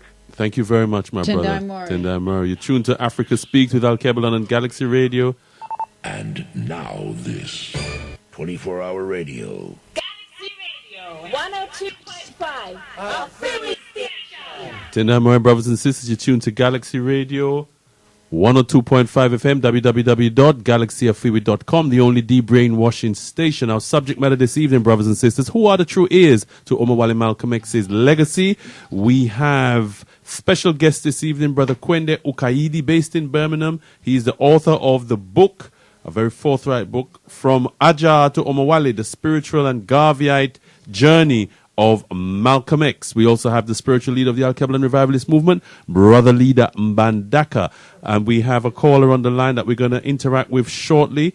But brothers and sisters, the hotlines, our brother or sister who has interacted with us, the hotlines are 07538 005 634. That's 07538 005 634, or 07983 852 952. You can also text us on 07572 222 156. Tenamura, we have Burning All Illusions. How would you like to join the discussion, my brother? Love that name. Tenamura. Sorry, the question this evening is, who are the true heirs to Omowale Malcolm X's legacy? Yeah, I think the true heirs to Malcolm X's legacy is those who can hear and understand, and those who have the intellect, the ability and the intelligence to to not only receive the message, but also deliver the message. Malcolm X sacrificed a great deal. The ultimate sacrifice he gave was his life. That should send the ultimate message to anybody that to be a great leader, it takes great sacrifice. Mm-hmm. And those who really have the intellect and the intelligence to hear that. When you say it to anybody, do you mean anybody whether of whatever race, creed, or culture? Well, the bottom line is that, really and truly, if the truth be known, you cannot stop anybody from really appreciating and accepting the message of such a great influence. You can't. It's impossible. So not so much the message, but the heir to the legacy. Who are the heirs?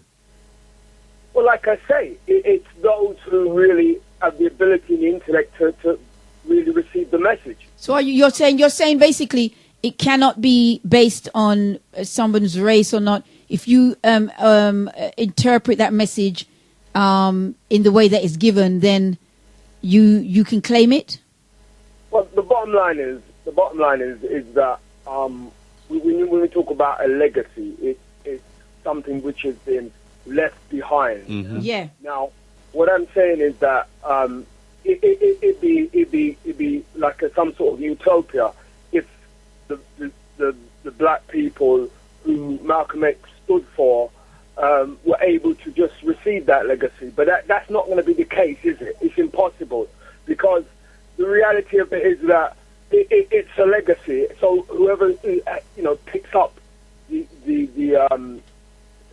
message and runs with it is the beneficiary. Okay, my brother, is there a possibility that that legacy can be misinterpreted because it wasn't necessarily for them?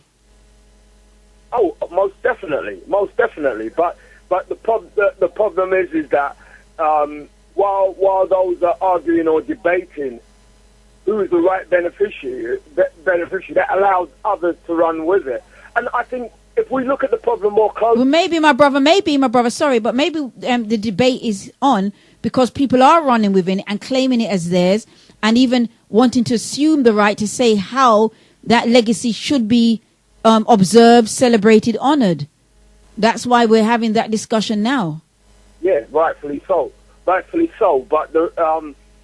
see, the problem is that unless you have the intellect and you have the drive to pick the message up and claim it, but then you leave it open for others to take it, and that's just how it's going to be.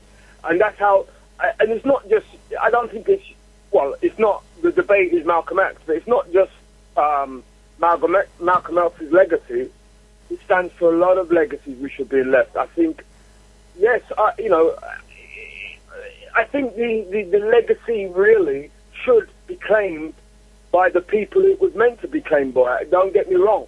But it's not going to happen unless those who it was meant to be left for have the intellect to pick it up and run with it. Mm-hmm. Okay.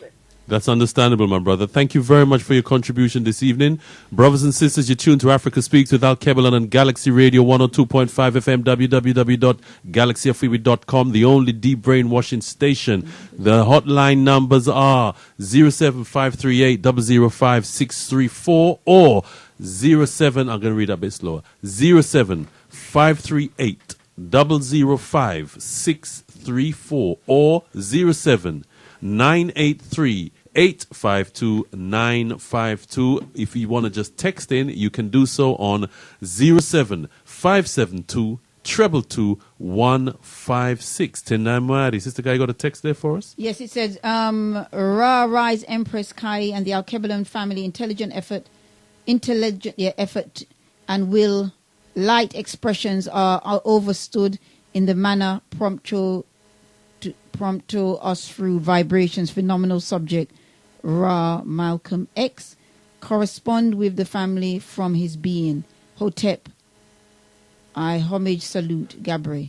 All right. And we have Vudum, Alkebu-Lan, Leader Bandaka and Kai brother, Omowale, love and harmony. I think we're going to take... Vudum. Yes, Vudum. Vudum.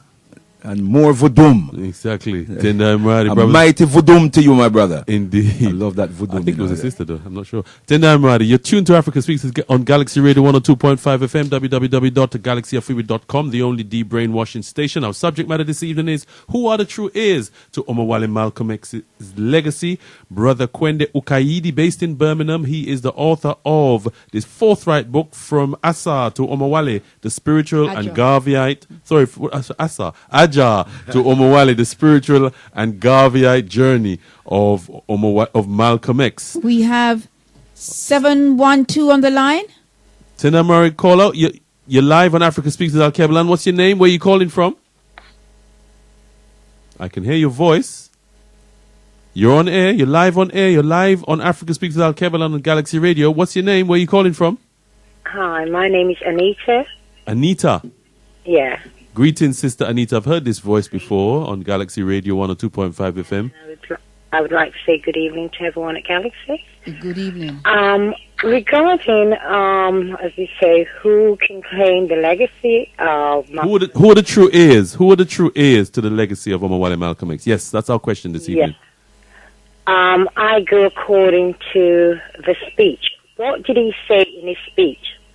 Did he not say, we, the Afro-Americans? Mm-hmm, that's correct. In the He did not say the Islamic world. He did not say to everyone. He specifically called out to his race. People of African origin. That's right. Yes. That means all those Africans who was away from the motherland. His message were for us. Just to add, my sister, that he said he used the term Afro-American and he stressed of African origin. Go ahead. Go ahead. I'm just emphasizing that. Pardon? Yes, continue, my sister. Sorry, continue. If you're just emphasizing something. The way I see his message, as you know, like today, in 2015, there's many of us who is Africans, but not many of us who accept that we are actually Africans, yeah? Yes. Therefore, I can understand why he made the statement he did. Mm-hmm. But he specifically was telling those who was African and away from the motherland that we should gather together and move forward. He did not call to anyone except his people, his race of people. Mm-hmm. So those who are now trying to claim his legacy, they have no right to it. All right. That is very, very... They have been in the religion, but he did not in any way made a statement calling on those people in his belief. He stepped away from the belief that he was in, and he specifically dealt with his race of people. Absolutely. And that's how I understand his message. Well said, my sister. Thank you very much for your contribution this evening. Our sister, whose name I've forgotten, I'm sorry. Anita. Sister Anita, she called in on 07538 005 634. And also another line is free on 07983 852 952. You can also text us on 07572 222 156. Tenda Murray, Sister Kai. Yes, Tenda Murray. If you want to comment on tonight's show live, you can also visit www.alkebulan.org.uk and /Africa Speaks and simply click reply, leave a reply on today's show. So you can join the discussion that way as well. But we like to hear you live, brothers and sisters. Okay, Tenda Murray, brothers and sisters. Right. Brother Kwende. Tenda Murray, Brother Kwende, you still there with us? Still here. Right. Yes, we having a number of calls, some of which are feeling that the legacy is more sort of a generic one. Some are more clearer, like our last sister Anita. Mm-hmm. What say you? Well, I totally concur with the last caller who spoke, the sister that spoke. Anita. And Sister Anita. Greetings. Go ahead, my brother. Go ahead. Okay, yeah. And I'd like to share with you just a small extract from the book. from Adjar to Omowale, the spiritual and Garveyite journey of Malcolm X, not the religious journey of Malcolm X, the spiritual and Garveyite journey of Malcolm X. All right, go ahead, my brother, go ahead. And this is something that he said himself. He says, and he was speaking about race and race pride. He says, as this race pride develops, it has a tendency to make us want to unite together and work together. And your Western imperialists consider this to be a grave threat, more a threat than communism, socialism, or Marxism, or anything else. Africanism is what they consider to be the real threat. I repeat, Africanism is what they consider to be the real threat. So here's a man on a mission to reclaim his Africanness in a total sense, in a holistic sense, and in a very powerful and all-pervasive way. And I totally concur with the information that was shared on the charter, and certainly recommend that brothers and sisters not only get the book that I happen to have penned, as biased as I am in saying that. Right. No, we endorse that, brother Quende. We endorse that. No apologies. Get a copy of the book. I've got a copy of it, by the way. Yeah, and really extend that into all the forthright and direct integrity-filled material that we can find and consume on the life of this great and magnificent hero.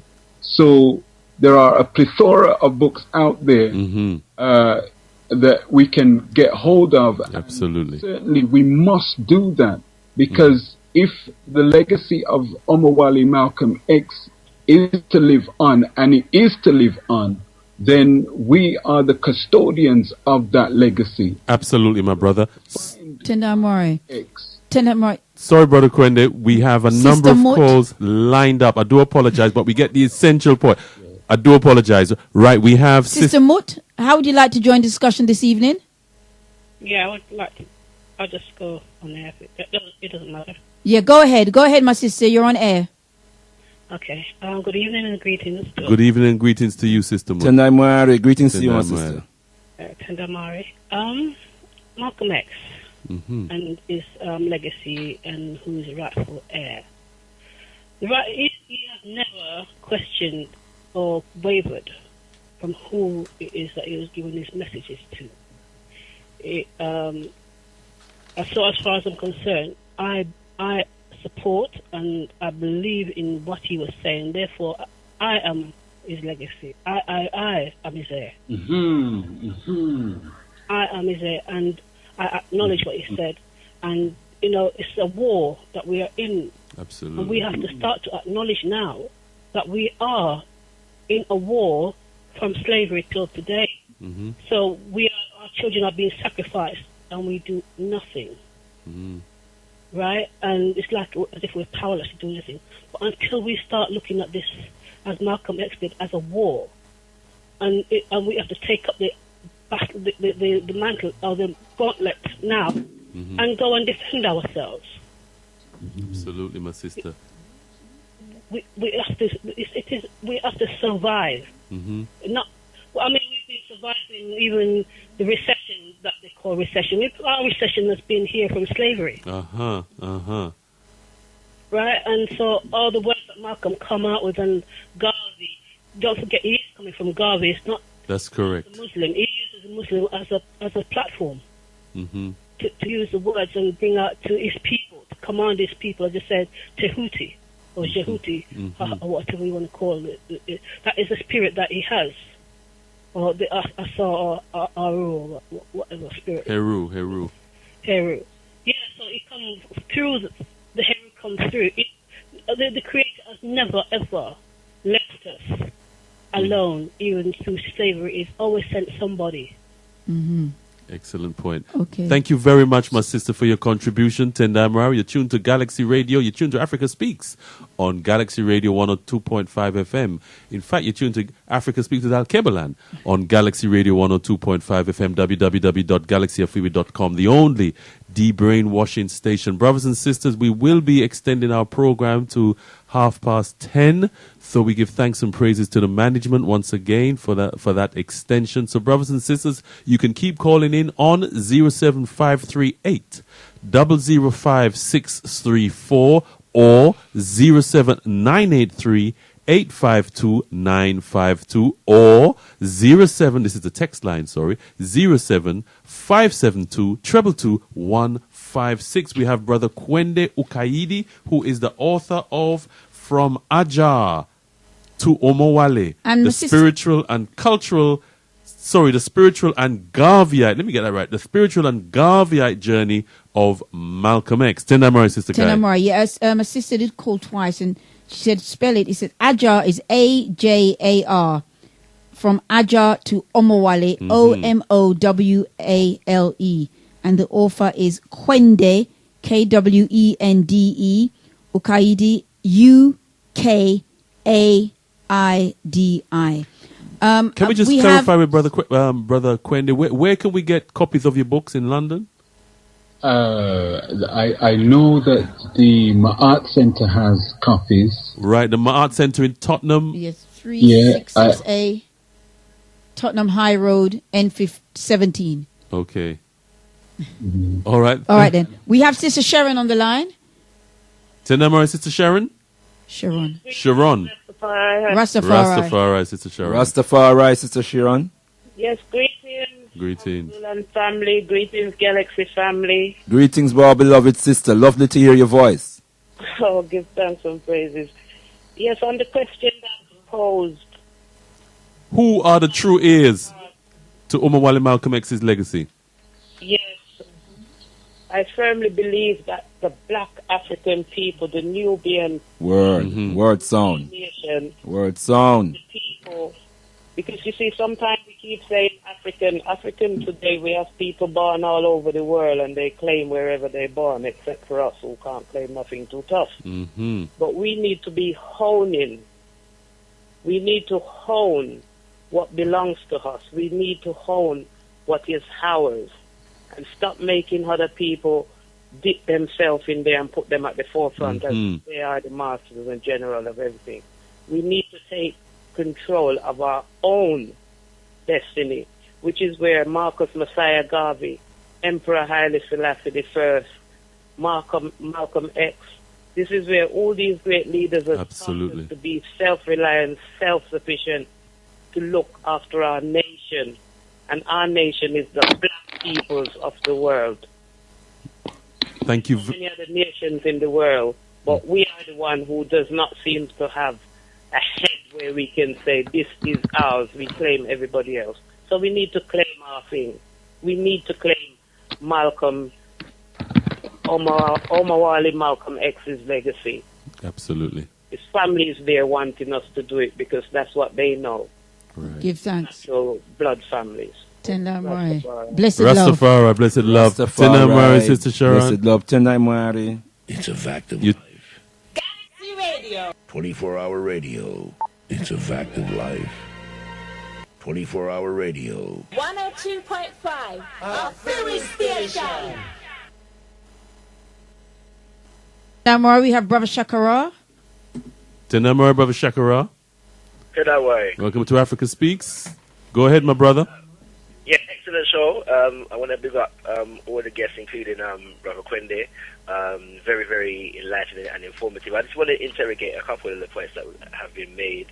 The first one being with regards to the idea of universal principles. There's nothing implicitly wrong with the concept of universal principles. Where we fall short sometimes is how we apply it. So, for example, Brother Lumumba and Malcolm mentioned earlier about the Chinese Revolution and how implicitly and integral to that was the Cultural Revolution that Ho Chi Minh waged. And so the lesson that we learn from that is that a people's culture is an important factor in any revolution that they're going to wage. And that's a universal principle. The fact is that cultures are not universal. So with a culture, you have a particular heritage, a particular ancestry, a particular political, social, and economic reality that speaks to a particular people, and that makes up that people's culture. And so if a people try to apply another people's culture to their own revolution, they will usually and inevitably do fail, because they are not revolutionizing within the context of their own culture. So the universal principle is you must use your culture to aid you in your revolution. Just finally, in terms of what we're talking about today, I think it's important to put the thing into some like serious context when we're talking about Africans and non-Africans and so on and so forth, and be very aware that there are people that are attempting to whitewash this legacy in the name of some universal type revolutionary agenda. And Malcolm X made it very, very clear that there can be no black-white unity until there is some black unity. He said there can be no workers' solidarity until there is some racial solidarity. And when he was initiating the OAU, he made the statement that before we go looking for allies in other people's community, he mentioned the Irish and a couple other communities, we should look for allyship among our own people. And so when people try to usurp the legacy of Malcolm X in the name of revolution, and we have to be clear that we're talking about non-Africans, we're not talking about African people, whether they be Muslim or not, whether they follow the Islamic religion or not, we're talking about non-African people, who are trying to usurp this legacy and turn it into something other than what it was, and we have to be very clear about that. And last and finally, on the terminology of Afro-American, we should also be mindful of the fact that in terms of defining Afro-American, Prophet Omowale Malcolm X took it beyond the boundaries of the United States of America. So he was talking about the Americas in general. North America, South America, and Central America were all, the African presence in all of these areas is what he was looking to unite. But he even took it beyond the Americas, because he was aware of the fact that Africans in the Americas had migrated or were migrating to Europe, places like Britain, following the Windrush era, and places like France, depending on who colonized us in the Caribbean. And so those people, he said, in Europe that came from these shores are also the African American or the Afro American. And so that's what he was talking about, and revolutionizing all of those people. Okay. And last and finally, if Brother Leader can expand upon Baba John Henry Clark's relaying of his conversations with Malcolm X following his return from Africa, specifically in relation to the influence of socialism on the African governments in Africa. Okay, thank you very much for that, Shakarat. And you're tuned to Africa Speaks with Alkebu-Lan and Galaxy Radio.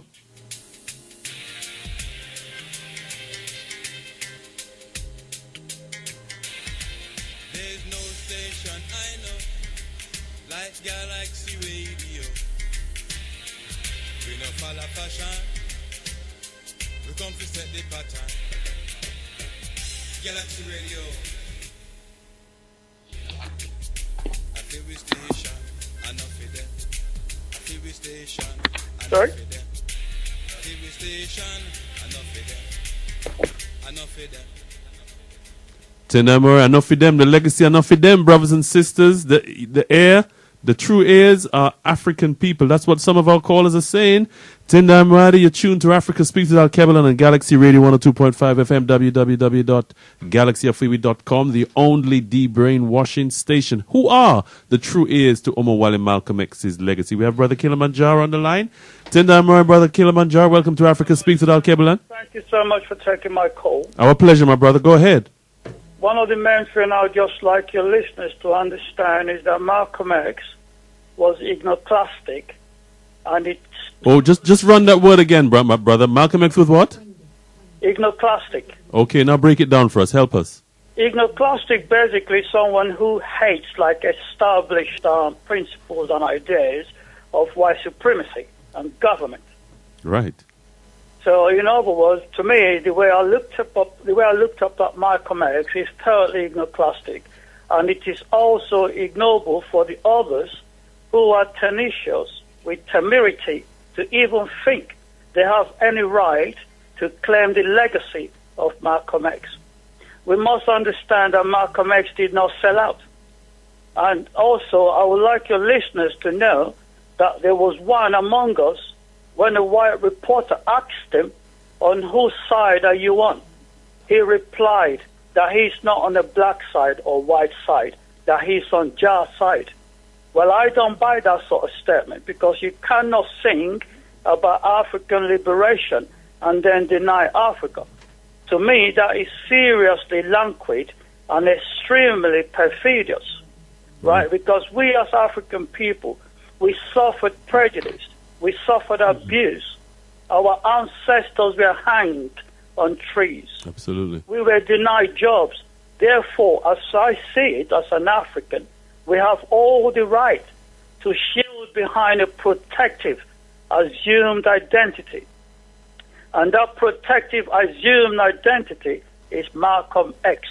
His speeches, therefore, was about the respect, the dignity, and also of the African race.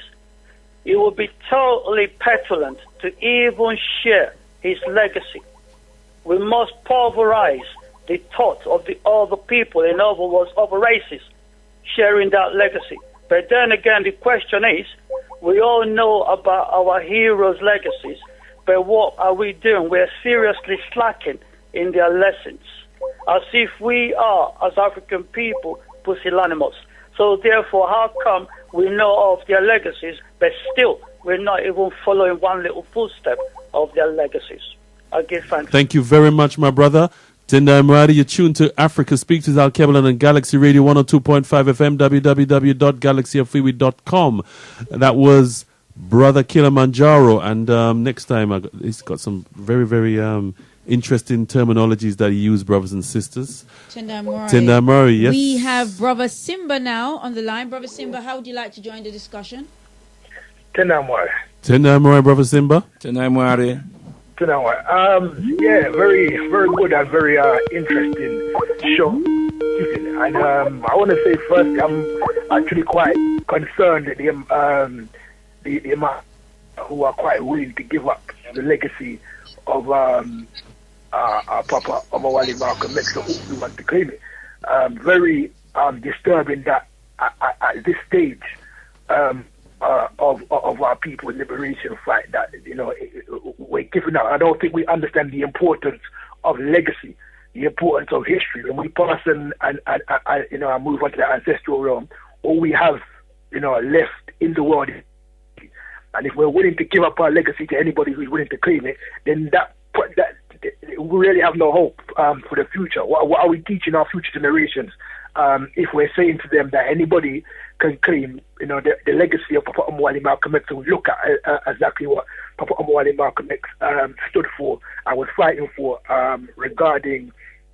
And I think when we look at our people, when they were trying to distort the name of Papa Garvey, and we use words to fight back. And again, you can use Prophet Omowale Malcolm X's words, and in the Ballot or the Bullet speech, and he states quite clearly, he is a Muslim, but that's his personal business. Islam is his personal business between him and his God.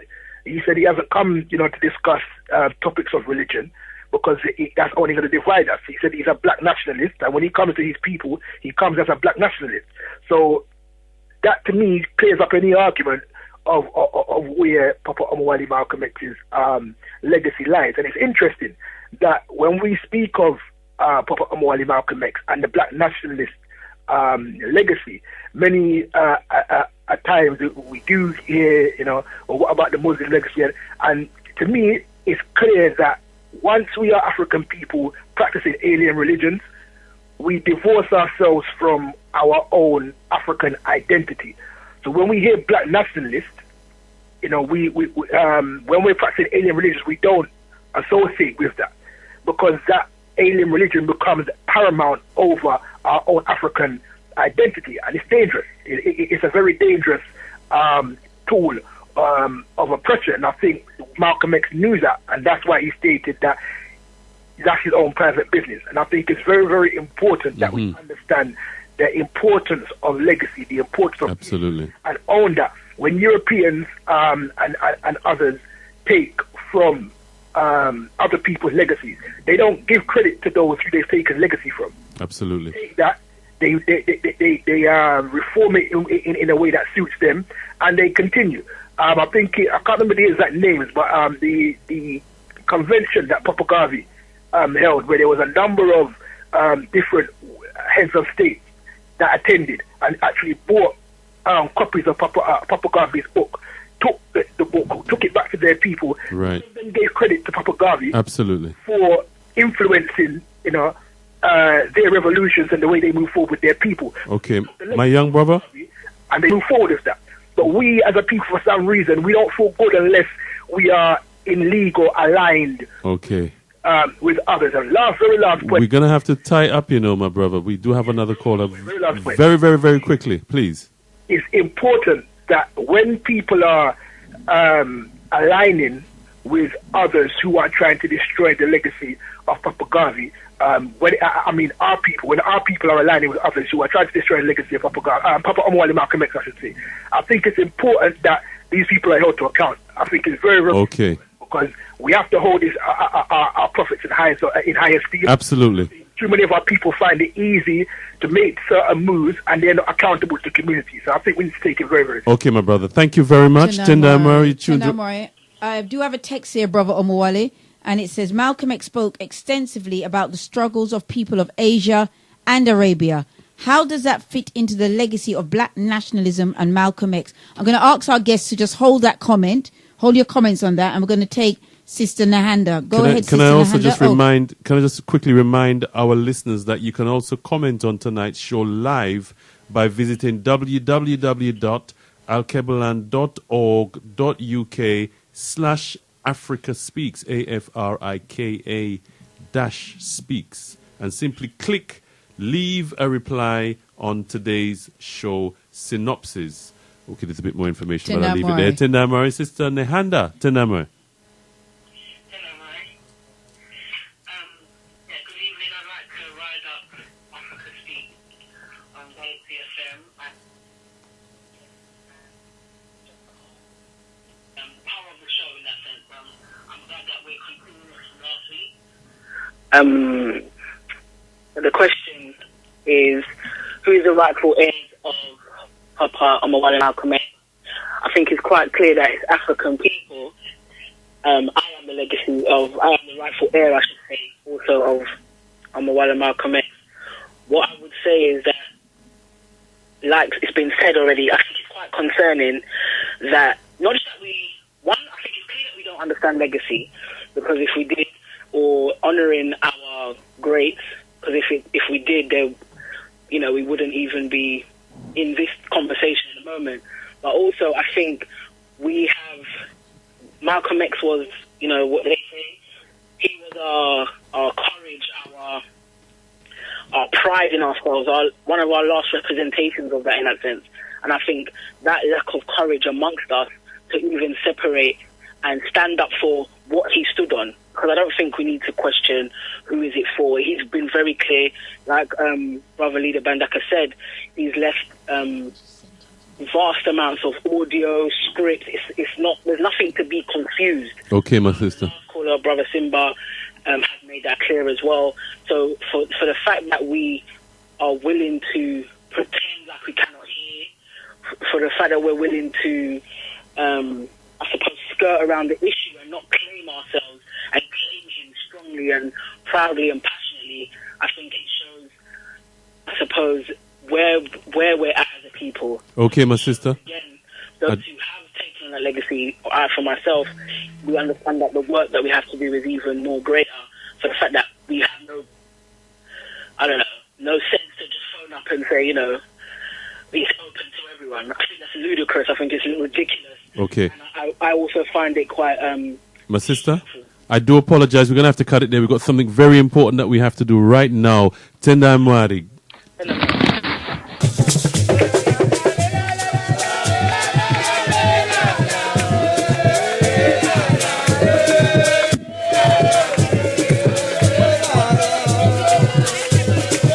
Do remember a date for your diary, a date for your diary. Do remember a date for your diary, date for your diary, date for your diary, date for your diary, date for your diary. The 14th of March, 2015. Afiwi Wodum, 10 minutes of drumming from 8 in the evening till 10 minutes past. It's a worldwide coordinated African drumming, a night of Wodum, awaken a time of ancestral calling. Afiwi Wodum, 10 minutes of drumming from 8 in the evening till 10 minutes past. Date for your diary, The 14th of March, 2015. Afiwi Wodum.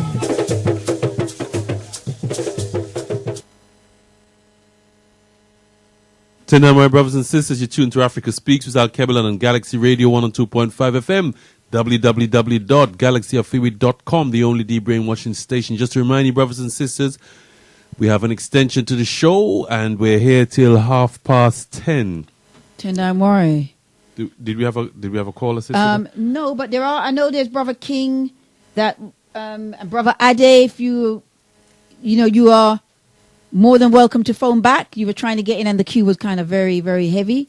So please feel free. But we do have a question that our guest can answer. And it says, Malcolm X spoke extensively about the struggles of people of Asia and Arabia. How does that fit into the legacy of black nationalism and Malcolm X? Okay, let's put that to Brother Leader Bandaka. Tendai Mwari spoke about Asia and where else? Well, non-Africa, basically. So yeah, Tendai Mwari. The question is Arabia. That's it. Tendai Mwari. The question is, who was he organizing? Who did he organize for? Who joined this organization? If you look at the organization of Afro-American Unity, for example, it was exclusively for African people. Why was the organization exclusively for African people? Because he was organizing African people exclusively. If you read the charter, it is a completely African-centered, African-focused, race first, nationalist, pan-Africanist document. Mm-hmm. There is no question about that. So yes, he spoke about the quote-unquote struggles of other people. So did the most eminent prophet and king, His Excellency Marcus Messiah Garvey. But the great man himself said there is no humanity than that which begins with ourselves. Charity begins at home, but first to thine own self be true, and thou canst not then be false to no man. So, and he says, hear all, but attend only to that which concerns you. Absolutely. Papa Omowale Malcolm X reminds us that the first law of nature, and I hope you get a chance to play that footage. The first law of nature, he respects all people, but the first law of nature is a law of self-determination. Self-preservation? And, what did I say? Self-preservation. Mm-hmm. That's the one. That's the one, yeah. And we as a people tend to forget that first law. Absolutely. Omowale Malcolm X. Brother Quende, we're going to come to you shortly. We're going to go to Quende now. We've lost King, but King, please feel free to call back. Okay, Paul King, he's been trying. Brother Quende, your response? Okay, I will leave my response to the analysis of Shawna Maglangbayan, who wrote the book, which is quoted in the text that I put together. The book is entitled Garvey, Lumumba, Malcolm, Black Nationalist-Separatists, and it's purposely titled that way because that is the people to whom Malcolm made his projections and organized as was already articulated. That is who he lived his life for. And she says this: there is no doubt that the program of the OAAU, the Organization of Afro-American Unity, and Malcolm X's teachings in general have been instrumental in bringing about the wide-ranging changes that have begun to shape the national destiny of 30 million blacks in America. And indeed, as was articulated by one of the callers, that blacks in America is really blacks in the diaspora as a whole. The development of the national separatist fight for black students all over the US and the upsurge of national separatist trends in the domains of culture, politics, and economic organization, the increasing awareness and identification of North American blacks with their brethren in Africa, Asia, Oceania, Europe, Central and South America, and the Caribbean, and the trend now observable in the US against the Aryan aesthetic and cultural values towards something of their own. These and countless other less perceptible but significant transformations bear the distinguishable imprint of Malcolm X's teachings and the program of the OAAU. So whilst we're talking about other places in the world, and yes, he may well have made an assessment of other people, what we don't want to lose sight of is the fact that he was also addressing our people in those very territories themselves.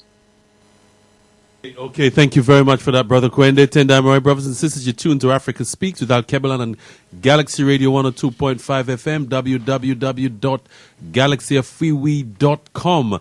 Galaxy is the only de-brainwashing station, brothers and sisters. And Tendai, go ahead, my sister. Tendai, Brother Omowale, before, I'd just like to play to our listeners this short clip that will hopefully wrap up some of the discussion point in terms of Malcolm himself, his words about who his message is for.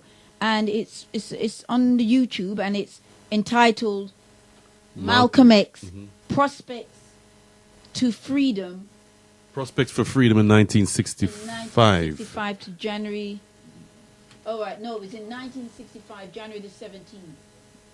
January the 7th. Oh, January the 7th, 1965. That's when that interview took place. But I do have a text from my brother who asked the question, who killed Malcolm X? And he also asked the question, he's hear these great Malcolm X scholars speaking, but they haven't mentioned Omowale Malcolm X's grandson, who was assassinated 18 months ago. But just to say, my brother, that we will be dealing with that over the next couple of weeks. So we can't cover everything today. Stay tuned, my brother. Stay tuned. But we will be dealing with the death of Malcolm X. We want to speak about first his message, his legacy, as well. Tendai Mwari. But we did make mention to young Malcolm Shabazz and his assassination last week. We did mention it, and it's in our Whirlwind newspaper as well. Yes, we did a full spread in one of our Whirlwind newspaper to mark the anniversary of his assassination. But the last couple. Beloved, we will be dealing with Malcolm Shabazz Jr. Before the end of the month. We have to. Tendai Mwari. Tendai Mwari. We just tune into this, sisters and brothers.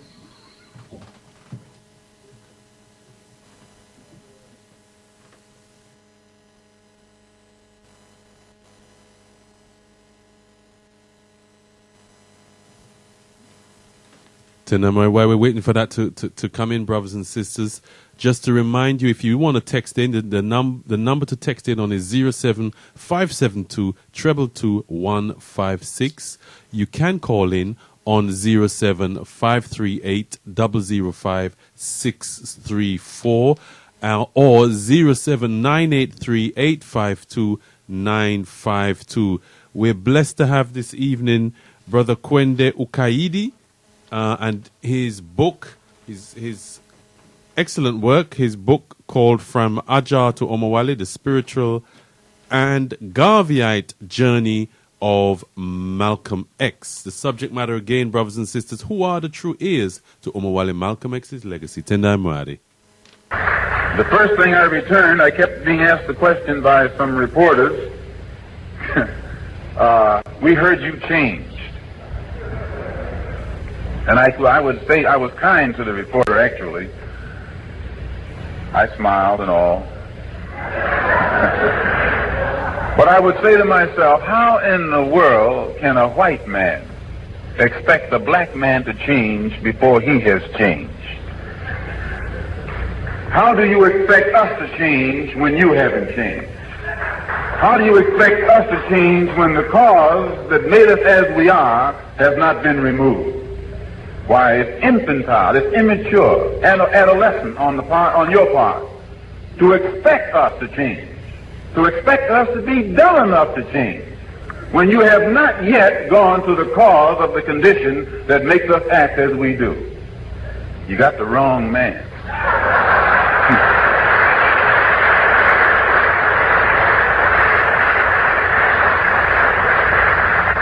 It's true, I'm a Muslim, and I believe in brotherhood, and I believe in the brotherhood of all men, but my religion doesn't make me a fool.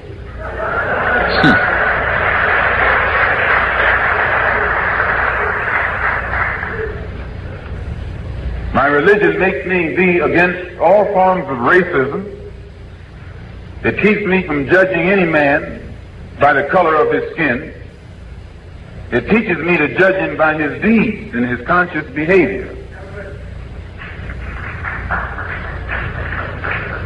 And it teaches me to be for the rights of all human beings, but especially the Afro-American human beings.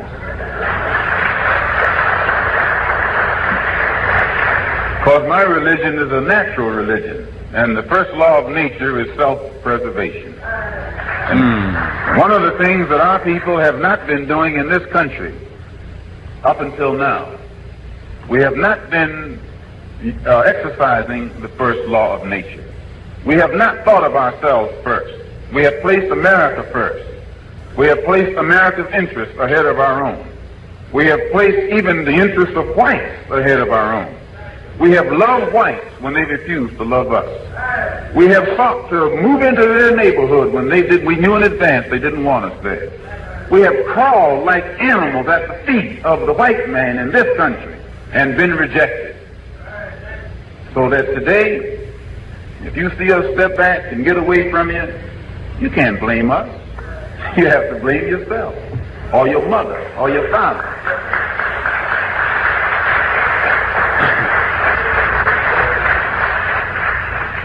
If you don't want to accept the blame yourself, then put it on your mother and your father.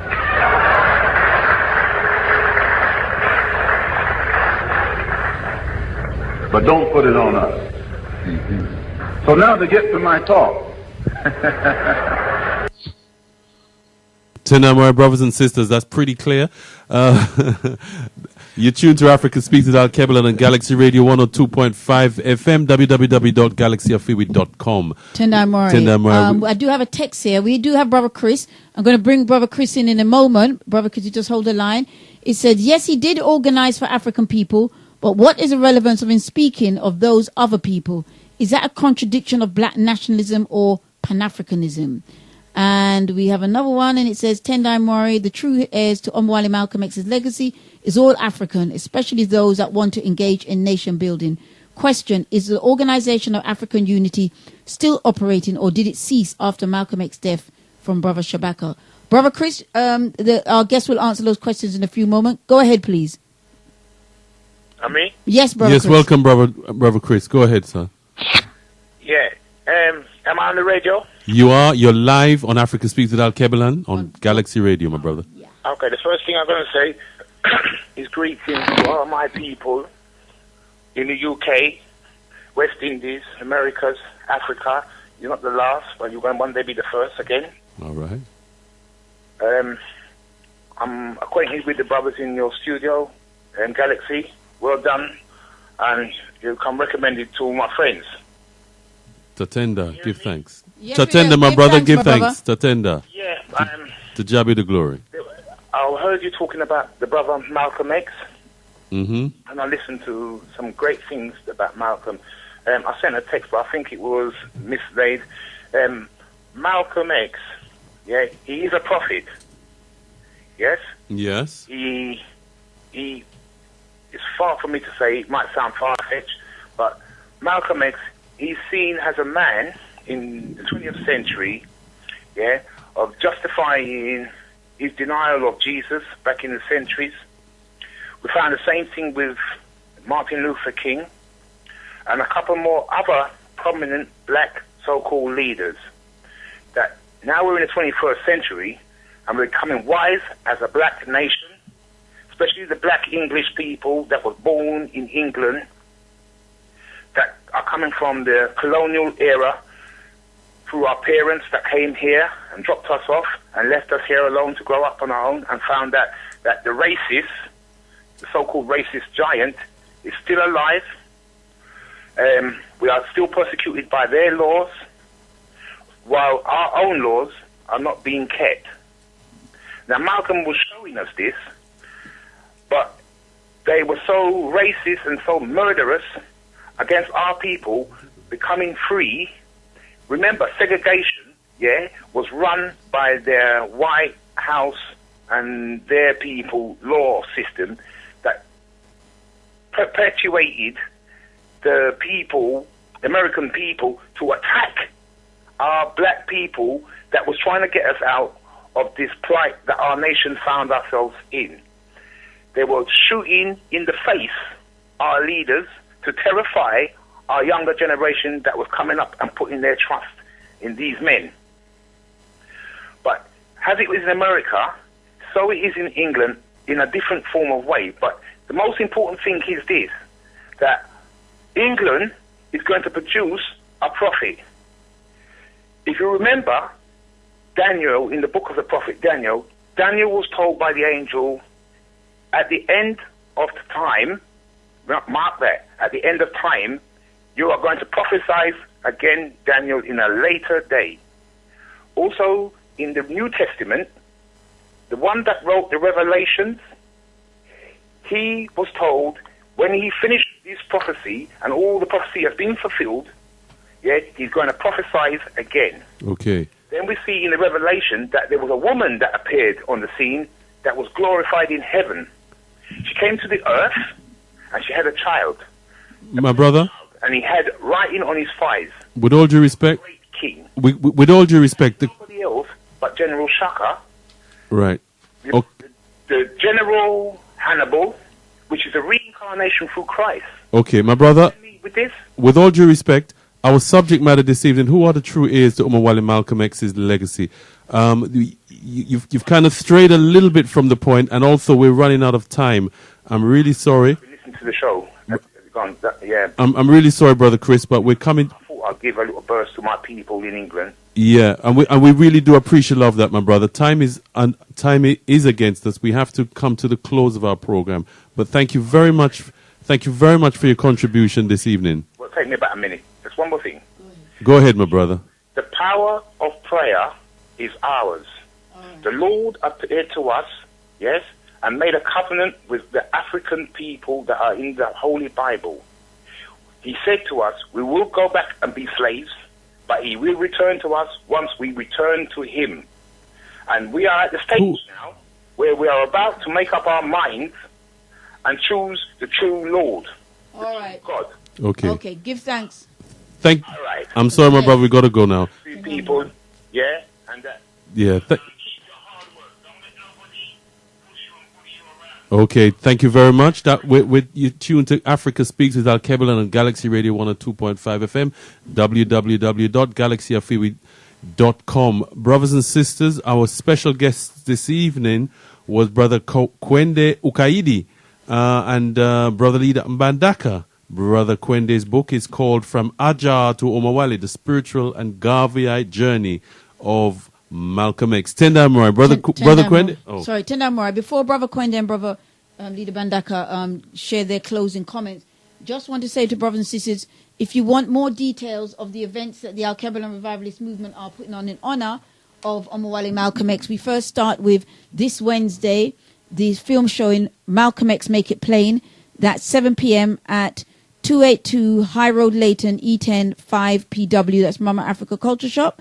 282 High Road, Leighton, E10 5PW. The film showing by Power Youth and the Army. The young people are putting on a film showing and discussion. 7 p.m. Don't be late. Bring your young people out. If you're young, just turn up yourself.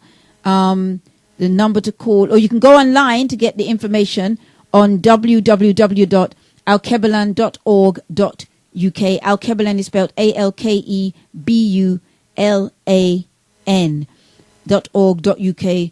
And also there's Mosiah Storm, which is on the 27th. OMX Storm. OMX Storm, sorry.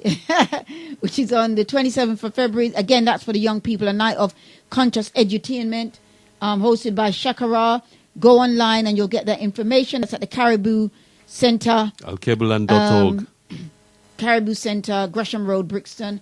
And on the observance in honor of Omowale Malcolm X, 60 years since his assassination. 50 years. 50 years, sorry. Countering the destruction of black manhood. And that's on the 22nd of February, 1 p.m. That's at a the Sunday. Triangle Centre, Sunday the 22nd of February, Triangle Centre, St. Anne's Road, London, N15 6NU. Okay. Again, all that information is online. Alkebu-Lan.org, brothers and sisters. Check it out, Alkebu-Lan.org. We only have about We're in 3 minutes we're in the each, 21st brothers. century. Tenda Amari. Okay, brother Kwende. Your closing words, please. Tenda Amari. Okay. Short of giving you a sermon, my brother, I just want to just say some closing words from you. Thank you very much for your contribution this evening to our program. Go ahead, my brother. Okay.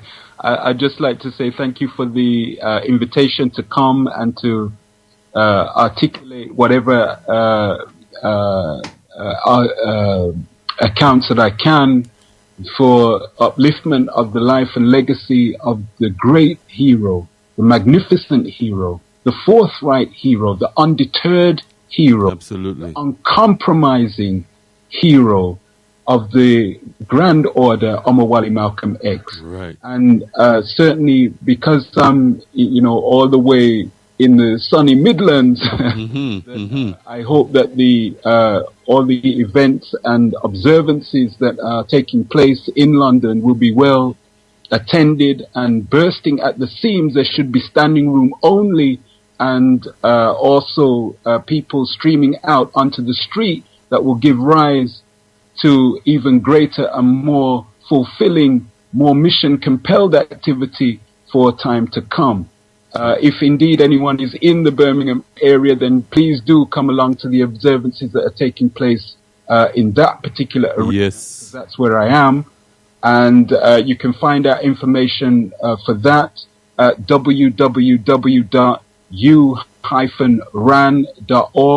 or www.yamanjaonline.com. And if you want to check my own personal website with information on the book and other forthcoming workshops, you can also do so at www.kwende.xyz. All right. Very much for the invitation to speak on this show. Our pleasure, my brother. And all health, strength, and longevity to Alkebu-Lan and the Alkebu-Lan family. Give thanks. And to you and your family, my brother. Yeah, I just in the movement that I am a part of, which is the Universal Royal African Nation, we greet and we close with a very important.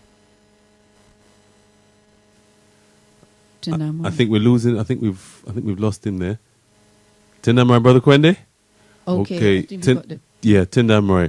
Brother Leader Bandaka, your closing comments. Tatenda, brother Kwende. Tenda. Yeah, Tendai Mwari, I really want to give the last word to our eminent prophet and King Omowale Malcolm X. So I'm going to just read a couple of lines, in my close. But I really want to urge brothers and sisters to set your mind on the 20th Jama evening or Wednesday evening. All roads lead to the Alkebu-Lan Revivalist Movement headquarters at 282 High Road, Leighton. E10 5PW at Mama Africa Culture Shop, or upstairs Mama Africa Culture Shop, where we will have a film show and a discussion about the life and legacy of the eminent prophet and King Omowale Malcolm X. So we look forward to seeing you there, especially the young people. It's being organized by the youth of the Alkebu-Lan Revivalist Movement. So please do come along and press some flesh with us, brothers and sisters, and just bask in the legacy of Papa Omowale Malcolm X. But of course, we know that there are two other very, very important events. We hope to see you on the 22nd. That is the big event, brothers and sisters, where we're going to come out and show our appreciation that for this man who made the ultimate sacrifice, who lived his life and gave his life so we could have a better life. But let me give my final words to the spirit of the eminent prophet himself. In the charter, the OAAU charter, under establishment, there are three major points. One is that there are five. I'm going to read two. The Organization of African Unity, Afro-American Unity, welcomes all persons of African origin to come together and dedicate their ideas, skills, and lives to free our people from oppression. Note, African people of African origin exclusively. Branches of the Organization of Afro-American Unity may be established by people of African descent, wherever they may be, and whatever their ideology. Did you hear that, brothers and sisters? People of African descent.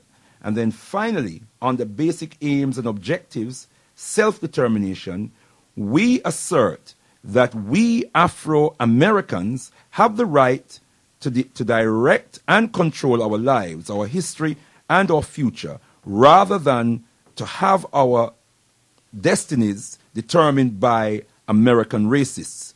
We are determined to rediscover our true African culture. Let me read it again. We are determined to rediscover our true African culture, which was crushed and hidden for over 400 years in order to enslave us and keep us enslaved up to today.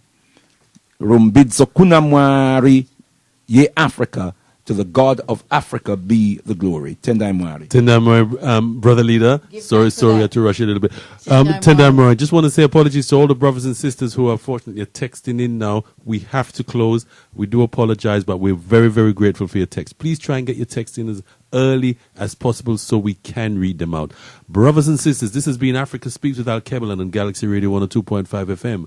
Join us again next week between 8 and 10